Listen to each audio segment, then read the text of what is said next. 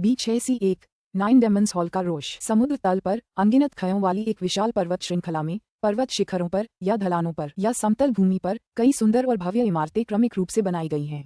पहली नज़र में वहाँ हजारों इमारतें हैं और हर समय ढेरों शिवयाओवादी आते जाते रहते हैं। भगवान ही जानता है कि यह स्थान रक्त लाल रिज से कितना अधिक समृद्ध है। विशाल 9 डेमन्स हॉल इस विशाल जलमग्न पर्वत श्रृंखला के मध्य में एक पहाड़ पर बना है। 9 डेमन्स हॉल से देखने पर बाकी पहाड़ छोटे लगते हैं। कोई भी अन्य इमारत इससे ज्यादा ऊंची नहीं है और यह एक असाधारण रूप से बड़े क्षेत्र में फैला हुआ है। 9 दानवों का हॉल कुल मिलाकर 12 राजधानी द्वारों का एक समूह बनाता है। 12 संरचना नेत्रों पर 12 महल बने हैं। इनमें से किसी भी महल में विभिन्न उद्यान, आंगन वाले घर, बहुमंजिला इमारतें आदि हैं। पूरे 9 दानव हॉल के रक्षकों की संख्या कई हजार तक पहुंच गई है। ये कहा जा सकता है कि अकेले 9 दानव हॉल शिवयाओवादियों की संख्या के मामले में पूरे रक्त लाल रिज के बराबर है। 9 दानव हॉल के डीलोंग पैलेस में, जहां महान महामहिम डीलोंग रहते हैं, बैंगनी रंग का लबादा पहने डीलोंग आराम से एक कुर्सी पर बैठे हैं और अपने प्याले में धीरे धीरे शराब पी रहे हैं। ऐसा लग रहा है कि उन्हें बहुत मजा आ रहा है। हालांकि वे आराम कर रहे हैं, फिर भी उनके शरीर से स्वाभाविक रूप से एक दबावपूर्ण भाव निकल रहा है। जब वह एक कप पी लेता है तो एक तरफ खड़ी एक खूबसूरत महिला तुरंत उसके लिए उसे भर देती है। जिंदगी अंतहीन है और इंसान को इसके हर पल का जितना चाहे उतना आनंद लेना चाहिए। लड़कियों, क्या तुम्हें लगता है कि मैंने जो कहा वो सही है? डीलोंग अपनी घनी दाढ़ी पर हाथ फेरता है और फिर अपने बगल में खड़ी 2 खूबसूरत महिलाओं से यूं ही पूछता है। उनमें से एक सुंदर सी लड़की जल्दी से कहती है, महामहिम ने जो कहा वह सच है। महामहिम बहुत प्रतिभाशाली हैं। डीलोंग ने संतोष में अपना सिर हिलाया। दोनों सेविकाओं के माथे पसीने से तर हो गए हैं। ये महाराज बहुत ही सनकी और दबंग हैं। अगर उनके जवाब से वे संतुष्ट न होते तो शायद उनका भी यही हश्र होता। बस यही सोचकर वे सिहर उठती हैं। जब डीलोंग अपनी बढ़िया वाइन का आनंद ले रहा होता है, महामहिम, महामहिम, कुछ बुरा हुआ है, कुछ बुरा हुआ है। अचानक डीलोंग पैलेस के बाहर चीखें गूंजने लगी। डीलोंग भौहें चढ़ा लेता है। उसकी आंखें ठंडक से चमक उठती हैं। वह कौन है? ये डीलोंग पैलेस है। जो भी यहाँ घुसेगा उसे वहीं मार दिया जाएगा। डीलोंग पैलेस का मुख्य रक्षक चिल्लाया। दस्ते का नेता, जो अभी अभी यहाँ पहुंचा था, अचानक रुक जाता है। उसका दिल कांप उठता है। अभी अभी 8वें महामहिम की मृत्यु का पता चलने पर वह इतना भयभीत हो गया था कि अचानक 9 दानवों के महल के नियम भूल गया। बिना अनुमति के 12 महलों में से किसी में भी प्रवेश करने पर मृत्युदंड मिलता है। महामहिम, मैं आत्मा जेड स्लिप्स के प्रभारी दस्ते का नेता हूँ। उसे अंदर आने दो। जैसे ही डीलोंग ने सोल जेड स्लिप्स शब्द सुने, उसका दिल कांप उठा। सोल जेड स्लिप्स की रक्षा करने वाले पहरेदारों का सरदार इतनी बेचैनी से यहाँ आया है तो जरूर कोई गंभीर घटना घटी होगी। आदेश सुनकर दस्ते का सरदार तुरंत डीलोंग महल में चला गया। बताओ, असल में क्या हुआ है? डीलोंग ठंडे स्वर में पूछता है। दस्ते का नेता अचानक एक घुटने पर बैठ जाता है। उसके चेहरे पर पसीने की बूंदें उभरने लगती हैं। वह घबराकर कहता है, महाराज, कुछ बुरा हुआ है। आज जब मैं सोल जेड पर्चियां देखने गया तो मुझे पता चला कि वह हकलाने लगता है और उसे ऐसा भी लगता है जैसे उसका गला सूख गया हो। जल्दी और साफ साफ कहो, वरना मैं तुम्हें अभी मार डालूंगा। दस्ते के नेता को सबसे महत्वपूर्ण वाक्य पूरी तरह से न कह पाने की हालत में देखकर डीलोंग क्रोधित होने से खुद को नहीं रोक पाता। दस्ते का नेता एक गहरी सांस लेता है और फिर कहता है, 8वें महाराज, यह 8वां महाराज है। 8वें महाराज को क्या हुआ? बकवास मत करो। इस मामले में बकवास नहीं कर सकते। सावधान रहो, वरना तुम्हारी आत्मा नष्ट हो जाएगी। डीलोंग अचानक उठ खड़ा होता है और गुस्से से चिल्लाता है। उसने पहले ही अनुमान लगा लिया था, लेकिन वह अपने अनुमान पर विश्वास करने को तैयार नहीं है। 8वें महाराज मर चुके हैं। उनकी आत्मा की जेड स्लिप टूट गई है। दस्ते का नेता भयभीत है। महाराज, मैं बिल्कुल झूठ नहीं बोल रहा। मैंने यह अपनी आंखों से देखा है। डीलोंग का चेहरा तुरंत पीला पड़ गया। एक पल में उसे याद आता है कि कैसे 9 छोटे जलीय ड्रैगन बचपन में जिंदा रहने के लिए एक दूसरे पर निर्भर रहते थे। उस समय उनकी जान लगातार खतरे में रहती थी, लेकिन वे या तो सामान चुराने या दूसरे राक्षसी जानवरों को खाने के लिए एकजुट हो जाते थे। 9 भाई हमेशा एक दूसरे की मदद करते थे और एक के बाद एक दुश्मनों को मार गिराते थे। वे कई लोगों की लाशों पर चलकर सत्ता के ऊंचे पदों पर पहुंचे। अंततः कई सहस्राब्दियों के बाद 9 जलीय ड्रैगन ने 6 में 9 स्वर्गीय क्लेश पर विजय प्राप्त की और मानव रूप में परिवर्तित हो गए। साथ ही वे पानी के नीचे स्थित जियुयाओ दुनिया की 3 महाशक्तियों में से एक भी बन गए। 9 दानवों के हॉल में 9 भाइयों को महाराज और एक दूसरे के बराबर कहा जाता है। महामहिम डीलोंग सबसे शक्तिशाली हैं, लेकिन वे हॉल के स्वामी नहीं, बल्कि महामहिमों में से केवल एक हैं। चूंकि वे 9 सगे भाई हैं, इसलिए उनमें एक दूसरे के प्रति स्नेह बहुत गहरा है। 8वां भाई। डीलोंग की गहरी आवाज ऊंची हो जाती है। उसकी आंखें लाल होने लगती हैं। आह, टिल्डर टिल्डर टिल्डर टिल्डर। वह अचानक अपनी बाहें उठाता है और पीड़ा में पागलों की तरह गुर्राता है। उसकी प्रचंड ऊर्जा उससे निकलकर चारों दिशाओं में तेजी से फैलती है। उसके पीछे खड़ी 2 महिलाएं बिना कोई प्रतिरोध किए तुरंत ही टुकड़े टुकड़े हो जाती हैं। घुटनों के बल बैठा दस्ता नेता जल्दी से बच निकलता है, लेकिन उसका एक पैर अभी भी क्षतिग्रस्त है। पलक झपकते ही डीलोंग पैलेस खून से सना हुआ है। दी किंग, दी शू, दी यांग, दी फैंग, दी जियान, दी लुवान, दी नाए, तुम सातों तुरंत उस जगह आ जाओ जहाँ आत्मा जेड स्लिप्स हैं। डी लॉन्ग अचानक ठंडे स्वर में चिल्लाया। उसकी आवाज पूरे 9 दानव हॉल में लगातार गूंजती रही। डी लॉन्ग स्वयं हवा में सीटी बजाते हुए सीधे उस स्थान पर जाते हैं जहां सोल जेड स्लिप्स रखी जाती हैं। सोल जेड स्लिप्स को एक बहुमंजिला इमारत के अंदर रखा गया है जहां अब तक केवल कुछ ही लोग आते जाते रहे हैं और ये गार्ड सोल जेड स्लिप्स की सुरक्षा के लिए जिम्मेदार हैं। 9 महापुरुष यहाँ कम ही आते रहे हैं, लेकिन अब हवा से प्रकाश की विभिन्न बैंगनी किरणें यहाँ उतरती हैं। हर प्रकाश किरण एक आदमी बन जाती है। पल भर में 8 महापुरुष उस इमारत के बाहर उतर आते हैं जहां आत्मा जेड पर्चियां रखी जाती हैं। बाकी सातों महाराज एक दूसरे को देखते हैं। उन सभी को बुरा लग रहा है। सामान्य स्थिति में उनका बड़ा भाई डी लॉन्ग उन्हें हमेशा बड़े उत्साह से दूसरा भाई, तीसरा भाई वगैरह पुकारता था, लेकिन अभी उसने उन्हें उनके असली नामों से पुकारा। बड़े भाई, क्या हुआ? दूसरा भाई डी किंग जल्दी से पूछता है। बड़े भाई, क्या आपने हमें यहाँ इसलिए बुलाया है क्योंकि किसी की मृत्यु हो गई है? लेकिन वे अधीनस्थ तो पहले ही मर चुके हैं, फिर भी आपने हमें आने के लिए क्यों कहा? क्या ये करने लायक है? चौथा भाई दी यांग अपने होंठ सिकोड़कर कहता है। अचानक उसे कुछ समझ आता है और उसके चेहरे का रंग बदल जाता है। बड़े भाई, क्या ऐसा हो सकता है? डी लॉन्ग के चेहरे पर इस समय एक भयावह और अप्रिय भाव है। वह एक लात मारता है। उसकी शक्तिशाली राक्षसी तात्विक ऊर्जा सीधे प्रतिबंधात्मक मंत्र को चीर देती है। टकराना, इमारत का दरवाजा टूट गया है। 8 महापुरुष साफ देख सकते हैं कि ऊपरी मंजिल पर 8वीं सोल जेड स्लिप पहले ही टुकड़ों में टूट चुकी है। जब बाकी 7 महापुरुष ये देखते हैं तो उनके चेहरों का रंग लगभग एक साथ बदल जाता है। क्रोध, हत्या का इरादा, पीड़ा। कुछ ही देर में उनके हाव भाव पूरी तरह बदल गए। उनके दिलों में जबरदस्त दर्द है और उनकी हत्या की नीयत आसमान छू रही है। अब उस इमारत के बाहर जहां आत्मा जेड पर्चियां रखी हैं, सभी 8 महापुरुष हत्या की नीयत से भर गए हैं। वे एक भयानक दबाव छोड़ते हैं जो पूरे 9 दानव हॉल को ढक लेता है। कई हजार सालों से ये 9 भाई हमेशा एक दूसरे की मदद करते आए हैं। ये दुश्मनों के प्रति बेहद क्रूर और निर्दयी हैं और दुश्मनों को मारते हुए जरा भी नहीं हिचकिचाते, लेकिन इनका भाईचारा इतना गहरा है कि ये एक दूसरे के लिए अपनी जान तक दे सकते हैं। बताओ बड़े भाई, 8वें भाई को किसने मारा? किसने? मैं उसे टुकड़े टुकड़े कर दूंगा। दी शू दी लॉन्ग पर गुर्राता है। उसकी आंखें लाल हो गई हैं और उसका पूरा शरीर कांपने लगा है। हालांकि दी लॉन्ग चुप हैं। कौन? मेरे 8वें भाई को किसने मारा? मैं उसका बदला जरूर लूंगा। मैं 8वें भाई का बदला जरूर लूंगा। दूसरा भाई डी किंग भी अपने दिल के गुस्से को दबा नहीं पा रहा था।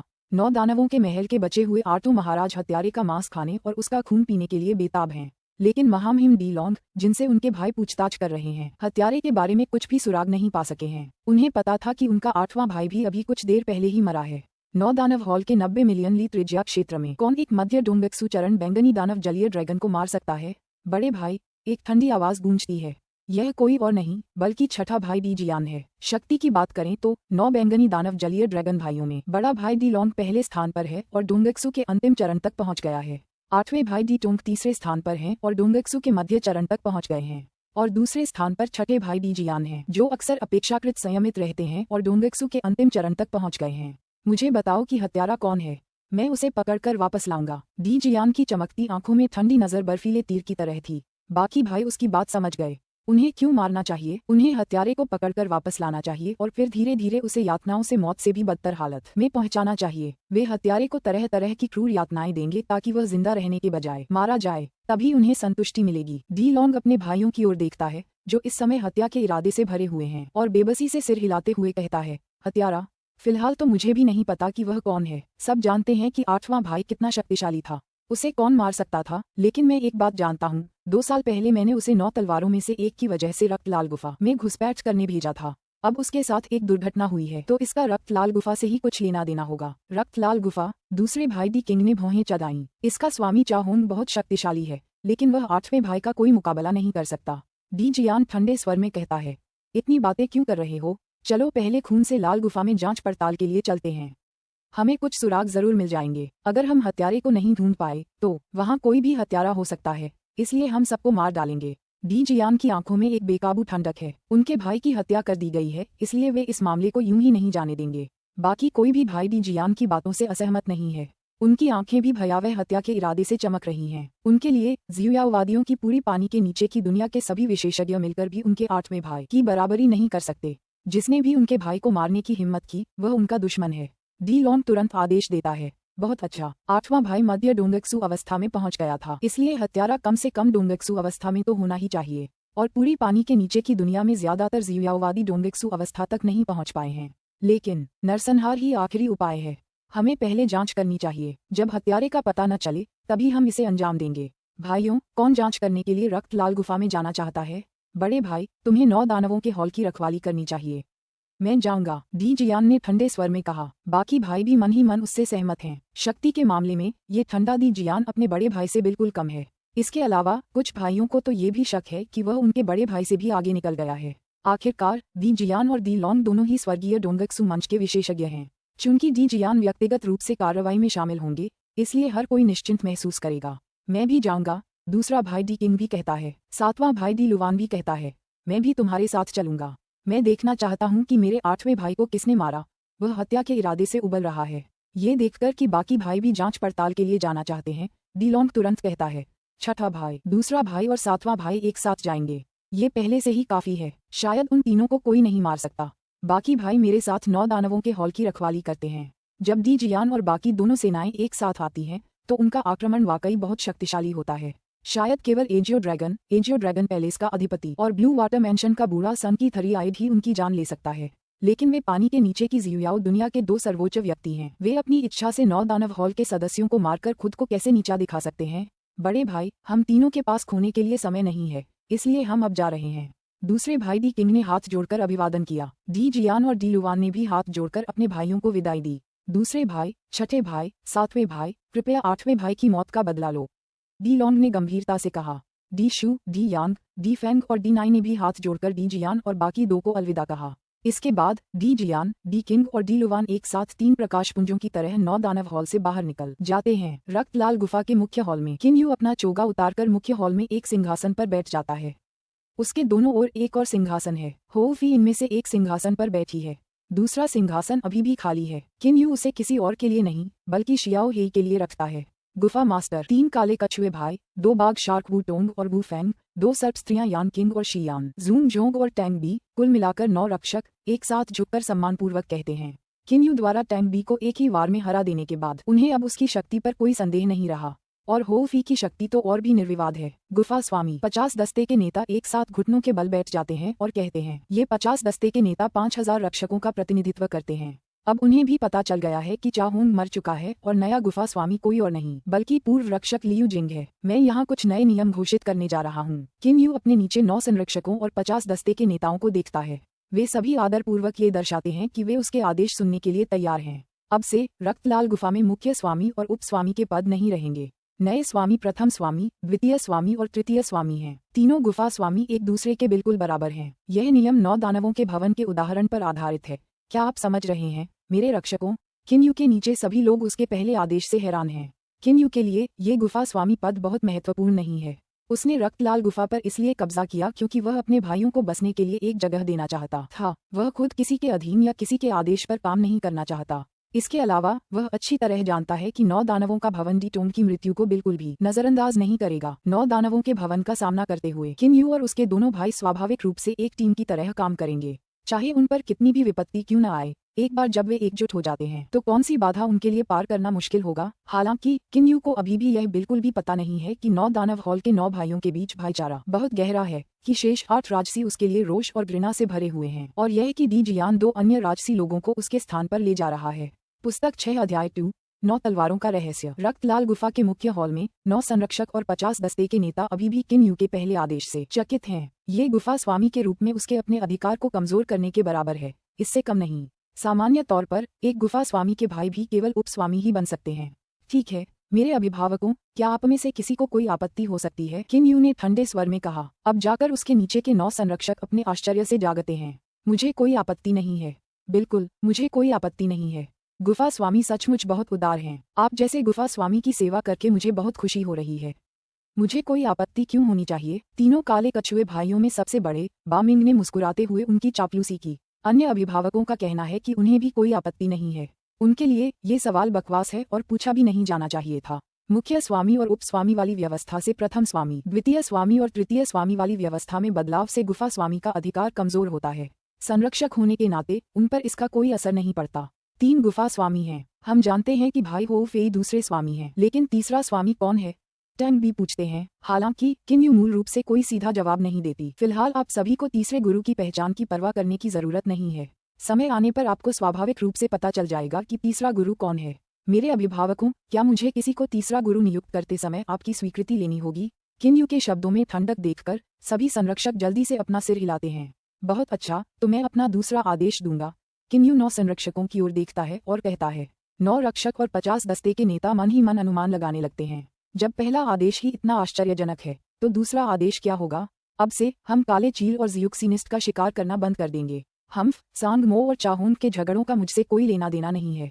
क्या आप इस बारे में स्पष्ट हैं, मेरे संरक्षक? किन्यू ने स्पष्ट रूप से पूर्व गुफा स्वामी के प्रति अपने अनादर को व्यक्त किया। ये सुनकर अभिभावकों को जरा भी आपत्ति नहीं होती। इससे कोई फर्क नहीं पड़ता कि चाहून कितना शक्तिशाली था, वह पहले ही मर चुका है, इसलिए अब वे उसकी परवाह क्यों करें? सांगमो और चाहून मर चुके हैं, इसलिए ये स्वाभाविक है कि ब्लैक ईगल और जियुक्सियानिस्ट को गिरफ्तार करने का आदेश अमान्य है। मैं आपके आदेश का पूरी तरह पालन करूंगा, गुफा स्वामी। उस जियुक्सिनिस्ट और काले चील को भी आपकी उदारता के लिए धन्यवाद देना चाहिए। 3 काले कछुआ भाइयों में सबसे बड़े बामिंग ने फिर से उसकी चापलूसी की। किन्यू को इसकी भी परवाह नहीं है। तीसरा आदेश। उसकी आवाज फिर ऊंची हो गई। संरक्षक और दस्ते के नेता सभी उसकी बात सुनने पर ध्यान केंद्रित करते हैं। ये पहली बार है जब किन्यू मुख्य हॉल में सिंहासन पर बैठा है और गुफा प्रधान के रूप में अपनी शक्ति का प्रयोग कर रहा है, इसलिए ये संरक्षक स्वाभाविक रूप से उसके प्रति अपने व्यवहार को बहुत महत्व देते हैं। जब मैंने पिछली बार काले चील से लड़ाई की थी तो मुझे लगा था कि वह रक्षक टैंग बी से कमजोर नहीं है। हमें रक्तलाल गुफा को मजबूत करने के लिए ऐसे ही किसी विशेषज्ञ को यहाँ बुलाना चाहिए। मेरे रक्षकों, इस आदेश का प्रचार करो और अगर किसी को काले चील के निशान मिले तो मुझे जरूर बताना। ये किन्यू सावधानी बरत रही है। उसने 9 अभिभावकों के सामने काले चील को अपनी ओर खींचने का इरादा दिखाया है, इसलिए जब जियो हेई बाद में यहाँ आएगा तो वे इससे बहुत आश्चर्यचकित नहीं होंगे। हाँ, हम गुफा मालिक के आदेश का पालन करेंगे। रक्षक तुरंत झुक जाते हैं। दरअसल वे बहुत खुश हैं। पहले उन्हें अभी भी काले चील का शिकार करना पड़ता था, लेकिन अब जब राज करने वाले गुफा स्वामी ने यह आदेश दिया है तो बहुत संभव है कि काला चील रक्तलाल गुफा का सदस्य बन जाए। इस दुनिया में वाकई अजीबोगरीब चीजें हैं। हालांकि 9 संरक्षक बहुत हैरान नहीं हैं। आखिरकार जियुयाओ दुनिया में पलक झपकते ही दुश्मन दोस्त बन सकते हैं। ये बहुत अच्छा है। आखिरी बात, तुम्हें बाहर बेतुके के अंदाजे नहीं लगाने चाहिए। लियू जिंग सिर्फ मेरा उपनाम है। मेरा उपनाम किन है। आज से मैं कुछ समय के लिए बंद कमरे में प्रशिक्षण लूंगा, इसलिए अगर इस दौरान कुछ हुआ तो तुम दूसरे गुरु को रिपोर्ट कर सकते हो। ठीक है, अब सब जा सकते हैं। ये कहते ही किन्यू उठ खड़ा होता है, मुड़ता है और हॉल से बाहर चला जाता है। उसके पीछे पीछे होफी भी चला जाता है। अलविदा गुफा स्वामी, 9 संरक्षक झुककर कहते हैं। किन्यू के चले जाने के बाद ही ये संरक्षक एक दूसरे से आराम से बातचीत शुरू करते हैं। पता चला कि गुफा के मालिक का कुल नाम किन है। वह वाकई रहस्यमयी है। अब भी मैं ठीक से समझ नहीं पा रहा हूँ कि वह कितना शक्तिशाली है। आखिरकार ये बताना मुश्किल है कि बॉस टैंग से लड़ते समय उसने अपनी पूरी शक्ति का इस्तेमाल किया था या नहीं। बॉस टैंग, आप क्या सोचते हैं? जूंग जोंग मुस्कुराते हुए टैंग बी की तरफ देखता है। टैंग बी ने रूखेपन से कहा, उसे ऐसा नहीं करना चाहिए था। अरे बॉस टैंग, इसका क्या मतलब नहीं होना चाहिए? क्या ऐसा हो सकता है कि आपको कुछ महसूस ही न हुआ हो? यान किंग ने असंतुष्ट होकर कहा। टैंग बी सिर हिलाते हुए कहते हैं, जब मैंने गुफा स्वामी से लड़ाई की तो उसकी गति बहुत तेज थी, मेरी उम्मीद से कहीं ज्यादा। मैं उसका हमला रोक पाता, उससे पहले ही मैं गिर पड़ा। इसके अलावा मुझे लगा कि उसकी ऊर्जा बहुत प्रचंड और केंद्रित थी। ऐसा लग रहा था कि वह कोई ऊर्जा बर्बाद नहीं कर रहा था। अन्य संरक्षकों के चेहरों का रंग बदल जाता है। जब विशेषज्ञ कोई शक्तिशाली हमला करते हैं तो आमतौर पर वे अपने आसपास के क्षेत्र में अशांति पैदा करते हैं और एक विशाल आभा छोड़ते हैं। इस विशाल आभा के अस्तित्व का अर्थ ये भी है कि हमले की ऊर्जा का एक बड़ा हिस्सा प्रतिद्वंद्वी के शरीर पर निर्देशित होने के बजाय अप्रभावी रूप से उपयोग किया जा रहा है। गुफा मास्टर ने बॉस टैंग से लड़ते समय कोई ऊर्जा बर्बाद नहीं की। वू फेंग ने आश्चर्य से कहा। वू टोंग सिर हिलाते हुए कहता है, गुफा मास्टर वास्तव में अथाह है। ये रक्षक किन्यू की शक्ति पर अचंभित हैं, लेकिन उन्हें तारकीय परिवर्तन तकनीक की विशेषताओं के बारे में बिल्कुल भी जानकारी नहीं है। उल्का अवस्था में किन्यू की ऊर्जा पतली रेखाओं में संघनित हो गई है, इसलिए जब वह हमला करता है तो उसकी ऊर्जा अत्यधिक केंद्रित होती है और जरा भी बर्बाद नहीं होती। सब लोग, अभी अभी गुफा गुरु ने कहा कि उन्हें बंद कमरे में प्रशिक्षण लेना होगा। अरे यार, पिछले गुफा गुरु चाहोन अक्सर बंद कमरे में प्रशिक्षण लेते थे और अब के गुफा गुरु भी अक्सर बंद कमरे में प्रशिक्षण लेते हैं। क्या सच में किसी गुफा गुरु को अक्सर बंद कमरे में प्रशिक्षण लेना पड़ता है? शी यान आलस से बोला। अन्य अभिभावक सिर हिलाते हैं। किन्यू कल गुफा मास्टर बन गया, लेकिन वह फिर से बंद कमरे में प्रशिक्षण शुरू करने वाला है। हुन्फ, आप सभी अभी भी इसमें से कुछ समझ नहीं पा रहे हैं?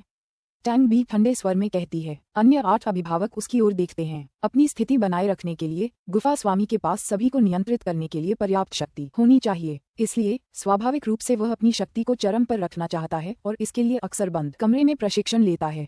आप सभी केवल ये देख सकते हैं कि वह अत्यधिक शक्तिशाली है, लेकिन यह नहीं समझ पा रहे हैं कि वह इतना शक्तिशाली कैसे हो गया है। अगर आप इतने आलसी रहे तो आप उसका मुकाबला कब कर पाएंगे? मैं भी बंद कमरे में प्रशिक्षण लेने की तैयारी करता हूँ। मैं विदा लेता हूँ। ये कहने के बाद टैंग बी तुरंत मुड़कर मुख्य हॉल से बाहर निकल जाता है। बाकी अभिभावक उसकी बातों से चौंक गए, लेकिन टैंग बी ने जो कहा उसमें कुछ सच्चाई जरूर है और ये अभिभावक भी इससे थोड़ा प्रभावित हुए हैं। किन यू और हो फेई उत्तरी भाग की ओर जाने वाली सड़क पर साथ साथ जा रहे हैं। फेई, जब मैं अपना बंद दरवाजे वाला प्रशिक्षण शुरू करूंगा तो मैं पूरी रक्त लाल गुफा तुम्हारे हाथों में छोड़ दूंगा। अब हमारे लिए सबसे जरूरी काम इसे अंदर से स्थिर करना है। अगर अंदर से स्थिरता नहीं आए तो 9 दानवों के हॉल के सदस्यों के आते ही हम मुश्किल में पड़ जाएंगे। किन यू अपनी पवित्र भावना के माध्यम से कहता है। हो फी उससे सहमत होते हुए कहती है, इसकी चिंता मत करो बड़े भाई, रक्त लाल रिज बस इतना ही बड़ा है, इसलिए इसे स्थिर करना बिल्कुल भी मुश्किल नहीं होगा। लेकिन तुमने तो डी टोंग को मार ही दिया है और उसके 8 भाई तो इस मामले को यूं ही नहीं जाने देंगे। उनका सामना करने में ये साधारण लोग बेकार हो जाएंगे। हमें विशेषज्ञों की जरूरत है। किन यू अच्छी तरह जानता है कि बैंगनी दानव जलीय ड्रैगन इतने प्रतिभाशाली होते हैं कि डोंगेक्सू अवस्था के अंतिम चरण में वे कोंगमिंग अवस्था के जियुगसियानिस्टों को भी टक्कर दे सकते हैं। उसे सचमुच इस बात का जरा भी भरोसा नहीं है कि वह उल्कापिंड के आंसू पर पूरी ताकत लगाए बिना इतने बड़े विशेषज्ञ को संभाल पाएगा। लेकिन जरूरी नहीं कि वह पूरी ताकत से वार कर पाए। अगर विरोधी जल्दी से उसका सिर फोड़ दे, उसकी आत्मा को चकनाचूर कर दे, तो उल्कापिंड का अश्रु चाहे कितना भी भयानक क्यों न हो, वह बेकार ही रहेगा। या अगर विरोधी उसका डेंटियन नष्ट कर दे तो ये भी उसके लिए विनाशकारी होगा। इसलिए उसे तब तक नहीं लड़ना चाहिए जब तक कि उसे किसी कठिन परिस्थिति में मजबूर न किया जाए। डोंगेक्सू के अंतिम चरण के बैंगनी दानव जलीय ड्रैगन, खैर मेरी वंशानुगत स्मृतियों के आकलन के अनुसार वे बहुत मजबूत होते हैं। हो फी भी निराश है। अगर मैं गंभीर परिणामों को नजरअंदाज करके उन्मत्त होकर पूरी ताकत से लड़ूं, तब भी मेरे पास उनमें से किसी एक के खिलाफ जीतने का केवल 50-50 का मौका होगा। किन यू और हो फी ने काफी देर तक चर्चा की। अंत में दोनों को लगा कि 9 दानवों का हॉल बहुत शक्तिशाली है, लेकिन वे जानते हैं कि अब उनके पास 9 दानवों के हॉल के नीचे की बाकी 7 बड़ी गुफाओं को मिटाने की पर्याप्त शक्ति है। आखिरकार इस समय रक्त लाल गुफा में किन यू, हो फी और हे यू हैं, जो पहले से कहीं ज्यादा शक्तिशाली हो गए हैं। पहला मास्टर, दूसरा मास्टर। किन यू और हो फी को देखकर गश्त पर मौजूद कुछ गार्ड तुरंत झुककर कहते हैं, हाँ, यह आदेश सचमुच बहुत तेजी से फैला है। मैंने इसे अभी अभी मुख्य हॉल में दिया था, लेकिन ये पहरेदार आपको पहले से ही द्वितीय गुरु कहना जानते हैं। किन यू ने प्रशंसा की। दरअसल मुख्य हॉल से निकलते ही उन दस्ते के नेताओं ने पवित्र इंद्रिय संचार के माध्यम से अपने अधीनस्थों को तुरंत इस आदेश के बारे में बता दिया था। हो फी की आंखें उत्साह से चमक उठीं। काका, अब मुझे भी मातहत मिल गए हैं। खैर, जब कुछ काम ही न हो तो इन बिगड़ैल बच्चों को थोड़ा बहुत प्रशिक्षण देना भी बुरा नहीं होगा। जब गश्त लगा रहे पहरेदार उसकी बातें सुनते हैं तो उनकी धड़कनें बढ़ जाती हैं। दूसरा गुरु उन्हें प्रशिक्षित करेगा, ये कैसा लगेगा? वे सभी जानते हैं कि ये दूसरा गुरु बहुत शक्तिशाली है। रक्त लाल गुफा के उत्तरी भाग के नीचे गुप्त तल पर चाहोंग और दी टोंग के बीच लड़ाई में लगभग आधे गुप्त कमरे नष्ट हो गए, लेकिन उनमें से कुछ अभी भी अच्छे हैं। किन यू अपने अधीनस्थों को मलबा हटाने के लिए कहता है, जबकि वह खुद एक गुप्त कमरे में जाकर फिर से अभ्यास शुरू करता है। इस गुप्त कमरे की छत गोल और फर्श चौकोर है। कमरे के बीचों बीच समुद्री घास से बनी एक आयताकार मुलायम चटाई बिछी है। वह उस पर बैठ जाता है। फिर दी टोंग की युवानयन उड़कर किन यू के सामने तैरने लगती है। चूंकि उसकी ऊर्जा का कुछ हिस्सा पहले किन यू ने सोख लिया था, इसलिए अब वह पहले से एक आकार छोटी हो गई है। वह युवानयन को अपनी आंतरिक ज्वाला में लपेट लेता है और उसे फिर से परिष्कृत करना शुरू कर देता है। उसके शरीर से प्रकाश की विभिन्न सुनहरी किरणें निकलती हैं, जिससे वह सूर्य जैसा दिखता है। प्रकाश की सुनहरी किरणें उसे पूरी तरह से ढक लेती हैं, जिससे एक निहारिका बनती है जो बिना रुके घूमती रहती है। इस बीच बैंगनी युवानयन तरल की कई बैंगनी धाराएं छोड़ती है, जो निहारिका के साथ घूमती हैं और फिर लगातार किन यू के दांतियन में समा जाती हैं। अपने डेंटियन में विशाल आंतरिक निहारिका के केंद्र में 3 सुनहरे कण निरंतर परिक्रमा कर रहे हैं। यदि इन कणों की कक्षाओं को एक साथ रखा जाए तो वे एक पूर्ण गोला बन जाएंगे। तरल की ये बैंगनी धाराएं तारकीय ज्वाला द्वारा तब तक निरंतर जलती रहती हैं जब तक कि उनकी सभी अशुद्धियां दूर नहीं हो जाती। जैसे समय निकलता है, 3 सुनहरे कण धीरे धीरे बड़े होते जाते हैं। विशाल निहारिका में गोलाकार चांदी जैसे कण भी आकार में बढ़ते रहते हैं, अनगिनत तारों जैसे दिखते हैं। किन यू बिना किसी के व्यवधान के चुपचाप अभ्यास कर रही है। 3 दिन बाद क्लैक, एक बहुत ही तीखी आवाज सुनाई देती है। उसके दांतियन में 3 सुनहरे दाने, जो बटेर के अंडों जितने बड़े हो गए थे, अब फिर से 3-3 टुकड़ों में बट गए। तुरंत ही वे 9 सुनहरे दानों में बदल गए, जो अपनी कक्षाओं में घूमते हुए मिलकर एक गोला बनाते हैं। एक बार फिर अनगिनत चांदी के कण भी 2 हिस्सों में बंट गए, जिससे उनकी संख्या दोगुनी हो गई। देर से उल्का चरण। किन यू आखिरकार उल्कापिंड चरण के अंतिम चरण में पहुंच गया है, लेकिन डी टोंग की लगभग आधी युवानयन अभी भी अपरिष्कृत है। किन यू इसे बर्बाद नहीं करेगा, इसलिए वह इसे परिष्कृत और ऊर्जा अवशोषित करता रहता है। समय बीतता जाता है। लगभग 1.5 दिन बाद वह अंततः डी टोंग की युवानयन को पूरी तरह अवशोषित कर लेता है। हालांकि वह अभी भी उल्का चरण के अंतिम चरण में है। वास्तव में उल्कापिंड के अंतिम चरण से प्रारंभिक कोर चरण तक पहुंचने के लिए बहुत अधिक ऊर्जा की आवश्यकता होती है। CC... उसके दांतियन में 9 सुनहरे कण बिना रुके परिक्रमा कर रहे हैं। अपनी अद्भुत कक्षाओं के कारण उनके बीच एक रहस्यमय प्रेरणा उत्पन्न हो गई है। 9 सुनहरे कणों के कक्षीय क्षेत्र के केंद्र में अप्रत्याशित रूप से विभिन्न चमकदार विद्युत चिंगारियां उत्पन्न हो गई हैं। वे विद्युत चिंगारियां सुनहरे कणों को एक दूसरे से जोड़ रही हैं, लेकिन कणों की परिक्रमा कक्षाएं अपरिवर्तित बनी हुई हैं। जब 9 उल्काएं एक हो जाएंगी तो केंद्र का निर्माण होगा, लेकिन मैं अभी भी 9 उल्काओं के एकीकरण से कुछ दूर हूँ। किम यू अपनी आंखें खोलता है और मुस्कुराते हुए खुद से कहता है। उल्कापिंड की अंतिम अवस्था तक पहुंचने के बाद 9 उल्कापिंडों के कक्षीय क्षेत्र के केंद्र में एक आकर्षण बल उत्पन्न हो गया है। जब ये बल अपने चरम पर पहुंचेगा तो यह 9 उल्कापिंडों को उनके कक्षीय केंद्र की ओर खींचकर उन्हें एकीकृत कर देगा। उस समय किम यू के लिए कोर अवस्था तक पहुंचना संभव होगा। हालांकि इससे पहले कि वह ऐसा कर सके, उसे 6 में से 9 स्वर्गीय क्लेशों पर विजय प्राप्त करनी होगी। चूंकि मैंने 9 दानवों के हॉल के एक जलीय ड्रैगन को मार दिया है, इसलिए बाकी 8 जरूर यहाँ जांच करने आएंगे। रक्तलाल गुफा कियानलोंग महाद्वीप के बहुत पास है। वह 9 दानवों का हॉल यहाँ से दक्षिण में 8 करोड़ ली दूर है। इसलिए अपनी डोंगक्सु अवस्था शक्ति के बावजूद उन बैंगनी दानव जलीय ड्रैगन को आने में संभवतः 1 वर्ष लग जाएगा। 1 साल बाकी है, लेकिन किन्यू को अभी भी लगता है कि उसके पास बहुत कम समय है। उसे पूरा भरोसा है कि अगर उसके पास 10 साल होते तो वह शुरुआती कोर स्टेज तक पहुंच सकता था। कोर स्टेज तक पहुंचने के बाद वह बिना किसी चिंता के 9 डेमन्स हॉल का सीधा सामना कर सकेगा। हालांकि फिलहाल उसके पास 9 डेमन्स हॉल से सीधे मुकाबले के लिए पर्याप्त शक्ति नहीं है। ज्यादा सोचने का कोई फायदा नहीं है। जैसे जैसे समस्याएं आएंगी मैं समाधान निकाल लूंगा। एक बार फेई फेई, जियाओ हेई और मैं मिल जाएं तो हमें डरने की क्या बात है। किन्यू 9 दानवों के हॉल के खतरे के बारे में सोचना बंद कर देता है और फिर अपनी स्थानिक अंगूठी से कुछ चीजें निकालता है। वे एक शीर्ष ग्रेड पवित्र वर्ग भाला, 9 तलवारों में से एक और एक काले जेड केस हैं। जेड का डिब्बा खोलने पर उसे एक जेड पर्ची दिखाई देती है। वह अपनी पवित्र इंद्रियों से उस पर हाथ डालता है। ओह, 9 तलवारों वाले अमर महल की 9 चाबियां हैं। इस जेड पर्ची पर जो लिखा है उसके अनुसार यह 9 तलवारों वाला अमर महल वाकई असाधारण है। लगता है मुझे मिली जेड तलवार ही 8वीं चाबी है। हालांकि किन्यू जोर से हंस पड़ा। भले ही वे बाकी 8 जेड तलवारें इकट्ठा कर लें, लेकिन मेरी तलवार के बिना वे उस अमर महल को नहीं खोल पाएंगे। उन्होंने जल्दी ही इसका सही पता लगा लिया। उसके खेमे की ताकत फिलहाल कमजोर है, लेकिन अगर वह जेड तलवार न निकाले तो कोई बात नहीं। अगर दूसरे ज़ियूजेनिस्ट बाकी 8 जेड तलवारें इकट्ठा भी कर लें तो भी वे अमर हवेली नहीं खोल पाएंगे। और किन्यू चुपचाप बैठा रहेगा और तब तक इंतजार करेगा जब तक कि रक्तलाल गुफा में इतनी ताकत न आ जाए कि वह नीले पानी की हवेली, नीला ड्रैगन महल और 9 दानवों के हॉल का सामना करके जेड तलवार दिखा सके। हालांकि उसे अभी भी नहीं पता कि 9 दानवों के घराने के भाई एक दूसरे की कितनी परवाह करते हैं। वे उसे चुप रहने का समय कैसे दे सकते हैं? वे उसे अपनी टीम की ताकत बढ़ाने का समय कैसे दे सकते हैं? फिलहाल उनमें से 3 उसकी जगह आ रहे हैं, जिनमें से दी जियान उनका नेता है। डोंगक्सु के अंतिम चरण में दी जियान से लड़ने में होउ फी को भी मुश्किल होगी। पुस्तक 6, अध्याय 3B6C3, आंतरिक विकार। समुद्र की गहराई में लाल वस्त्र पहने दी जियान, दी किंग और डी लुवान पानी में एक दूसरे के साथ साथ दौड़ रहे हैं। वे जहां भी जाते हैं वहां भारी उथल पुथल और लहरें पैदा करते हैं। 7वें भाई, 8वें भाई की मौत बहुत अजीब है। रक्तलाल गुफा हमारे क्षेत्र के सबसे उत्तरी भाग में और नश्वर लोगों के कियानलोंग महाद्वीप के पास है। नीला जल हवेली और नीला ड्रैगन महल हमसे भी ज्यादा दूर हैं। इतनी दूरियों को देखते हुए हत्यारा नीला ड्रैगन महल या नीला जल हवेली का नहीं होना चाहिए। डी किंग ने काफी देर तक सोचा, फिर मुंह खोला और कहा। उसने जो कहा वह वाजिब है।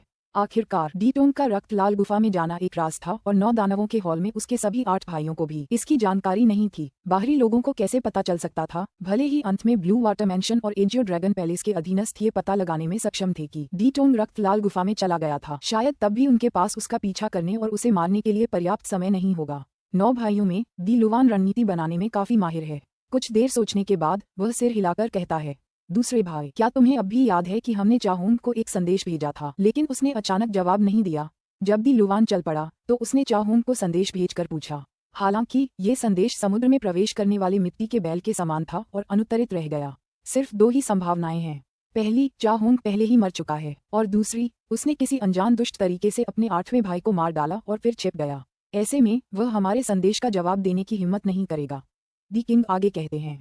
लेकिन फिलहाल दी किंग और अन्य 2 के पास भी यह पता लगाने का कोई तरीका नहीं है कि चाहून जीवित है या मृत। दरअसल 9 दानव हॉल ने कभी सोचा ही नहीं कि उसके नीचे की 8 गुफाएं महत्वपूर्ण हैं। ये 8 गुफाएं उसके 8 बड़े क्षेत्रों की प्रबंधक मात्र हैं। 9 दानव हॉल इनका उपयोग केवल अपने 9 करोड़ ली त्रिज्या वाले क्षेत्र पर शासन करने के लिए करता रहा है और उसने कभी भी 8 गुफाओं के स्वामियों की आत्मा जेड पर्चियां एकत्र नहीं की।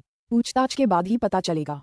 यहाँ बेतुके अंदाजे लगाने का क्या मतलब है? गंभीर 6वें भाई डी जियान कहते हैं। अपने छठे भाई की बातें सुनकर डी लुवान की आंखें चमक उठती हैं। वह कहता है, दूसरे भाई, मेरे पास एक तरीका है।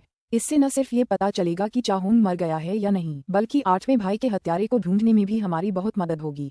इतना कहकर वह एक ट्रांसमीटर निकालता है। डी जियान और डी किंग दोनों एक साथ खुश हो जाते हैं और डी लुवान की ओर देखते हैं। सबसे पहले आइए ग्रेट शेल गुफा को संदेश दें, जो रक्तलाल गुफा के सबसे पास है। ग्रेट शेल गुफा के स्वामी को रक्तलाल गुफा से जुड़ी कुछ बातें पता होंगी। ग्रेट शेल गुफा के स्वामी से पूछताछ के बाद एक और कदम उठाया जा सकता है, डी लुवान मुस्कुराते हुए कहता है। फिर वह ग्रेट शेल गुफा को एक संदेश भेजता है। कुछ ही देर में ग्रेट शेल गुफा का स्वामी उत्तर देता है।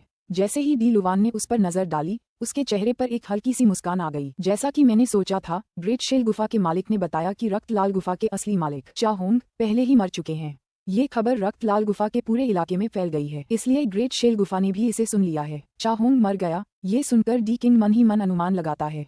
नया गुफा स्वामी कौन है, वह अच्छी तरह जानता है कि हो सकता है कि नए गुफा स्वामी ने चाहोंग को मारकर उसकी जगह हड़प ली हो। जैसे वे चाहोंग को मार सकते हैं, वैसे ही वे डी टोंग को भी मार सकते हैं। थोड़ी देर रुको दूसरे भाई, मैं उससे पूछताछ कर रहा हूँ। डी लुवान ग्रेट शेल गुफा के स्वामी के जवाब का इंतजार कर रहा है।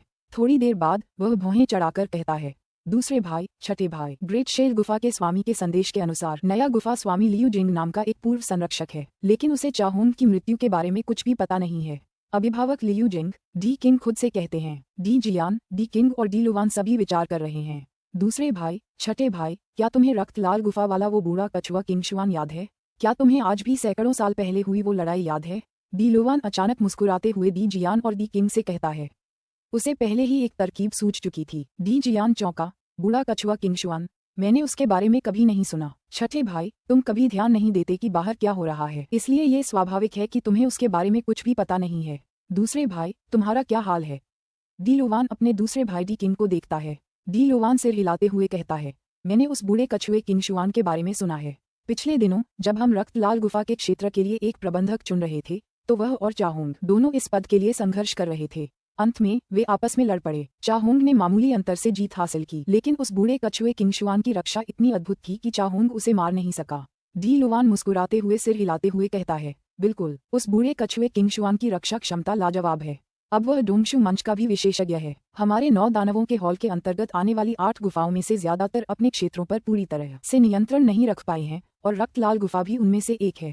किसी गुफा के क्षेत्र में अनेक विशेषज्ञ होते हैं, वे सभी संभवतः गुफा के अधीन कैसे हो सकते हैं? रक्तलाल गुफा नाम के लिए 8 मिलियन ली त्रिज्या क्षेत्र पर शासन करती है, लेकिन वास्तव में इसका केवल रक्तलाल रिज पर ही पूर्ण नियंत्रण है और कुछ दूर की घाटियों और खड्डों पर इसका पूर्ण नियंत्रण नहीं है। अभी भी किंगशुआन का क्षेत्र, किंगशुआन रिज, रक्तलाल गुफा के नियंत्रण में नहीं है। ये रक्तलाल रिज से कमजोर है, लेकिन चाहोंग पहले ही मर चुका है, इसलिए किंगशुआन निश्चित रूप से नए गुफा स्वामी के अधिकार को स्वीकार नहीं करेगा। डी लुवान भयावह अंदाज में हंस पड़ा। डी किंग की आंखें चमक उठी। हाँ, तुम वाकई होशियार हो, सातवें भाई। यह सही है, उस नए गुफा स्वामी लियू जिंग को कोई भी अच्छी तरह नहीं जानता। उस बूढ़े कछुए किंगशुआन को उस पर हमला करने देना बुरा नहीं होगा। अगर वह रक्षक लियू जिंग किंगशुआन को मार सकता है तो वह एक बड़ा संदिग्ध बन जाएगा। डी लुवान भी अपना सिर हिलाता है। चाहोंग मर चुका है, इसलिए स्वाभाविक रूप से नए गुफा स्वामी पर शक होगा। अगर उस रहस्यमय नए गुफा स्वामी ने चाहोंग को मारा है, तो हो सकता है कि उसने दी टोंग को भी मारा हो। महान शैल गुफा के स्वामी और किंगशुआन के बीच कुछ दोस्ती और संपर्क है। डी लुवान मुस्कुराते हुए कहता है, क्यों न हम इस बूढ़े कछुए किंगशुआन, दूसरे भाई, छठे भाई का सीधे समर्थन करें।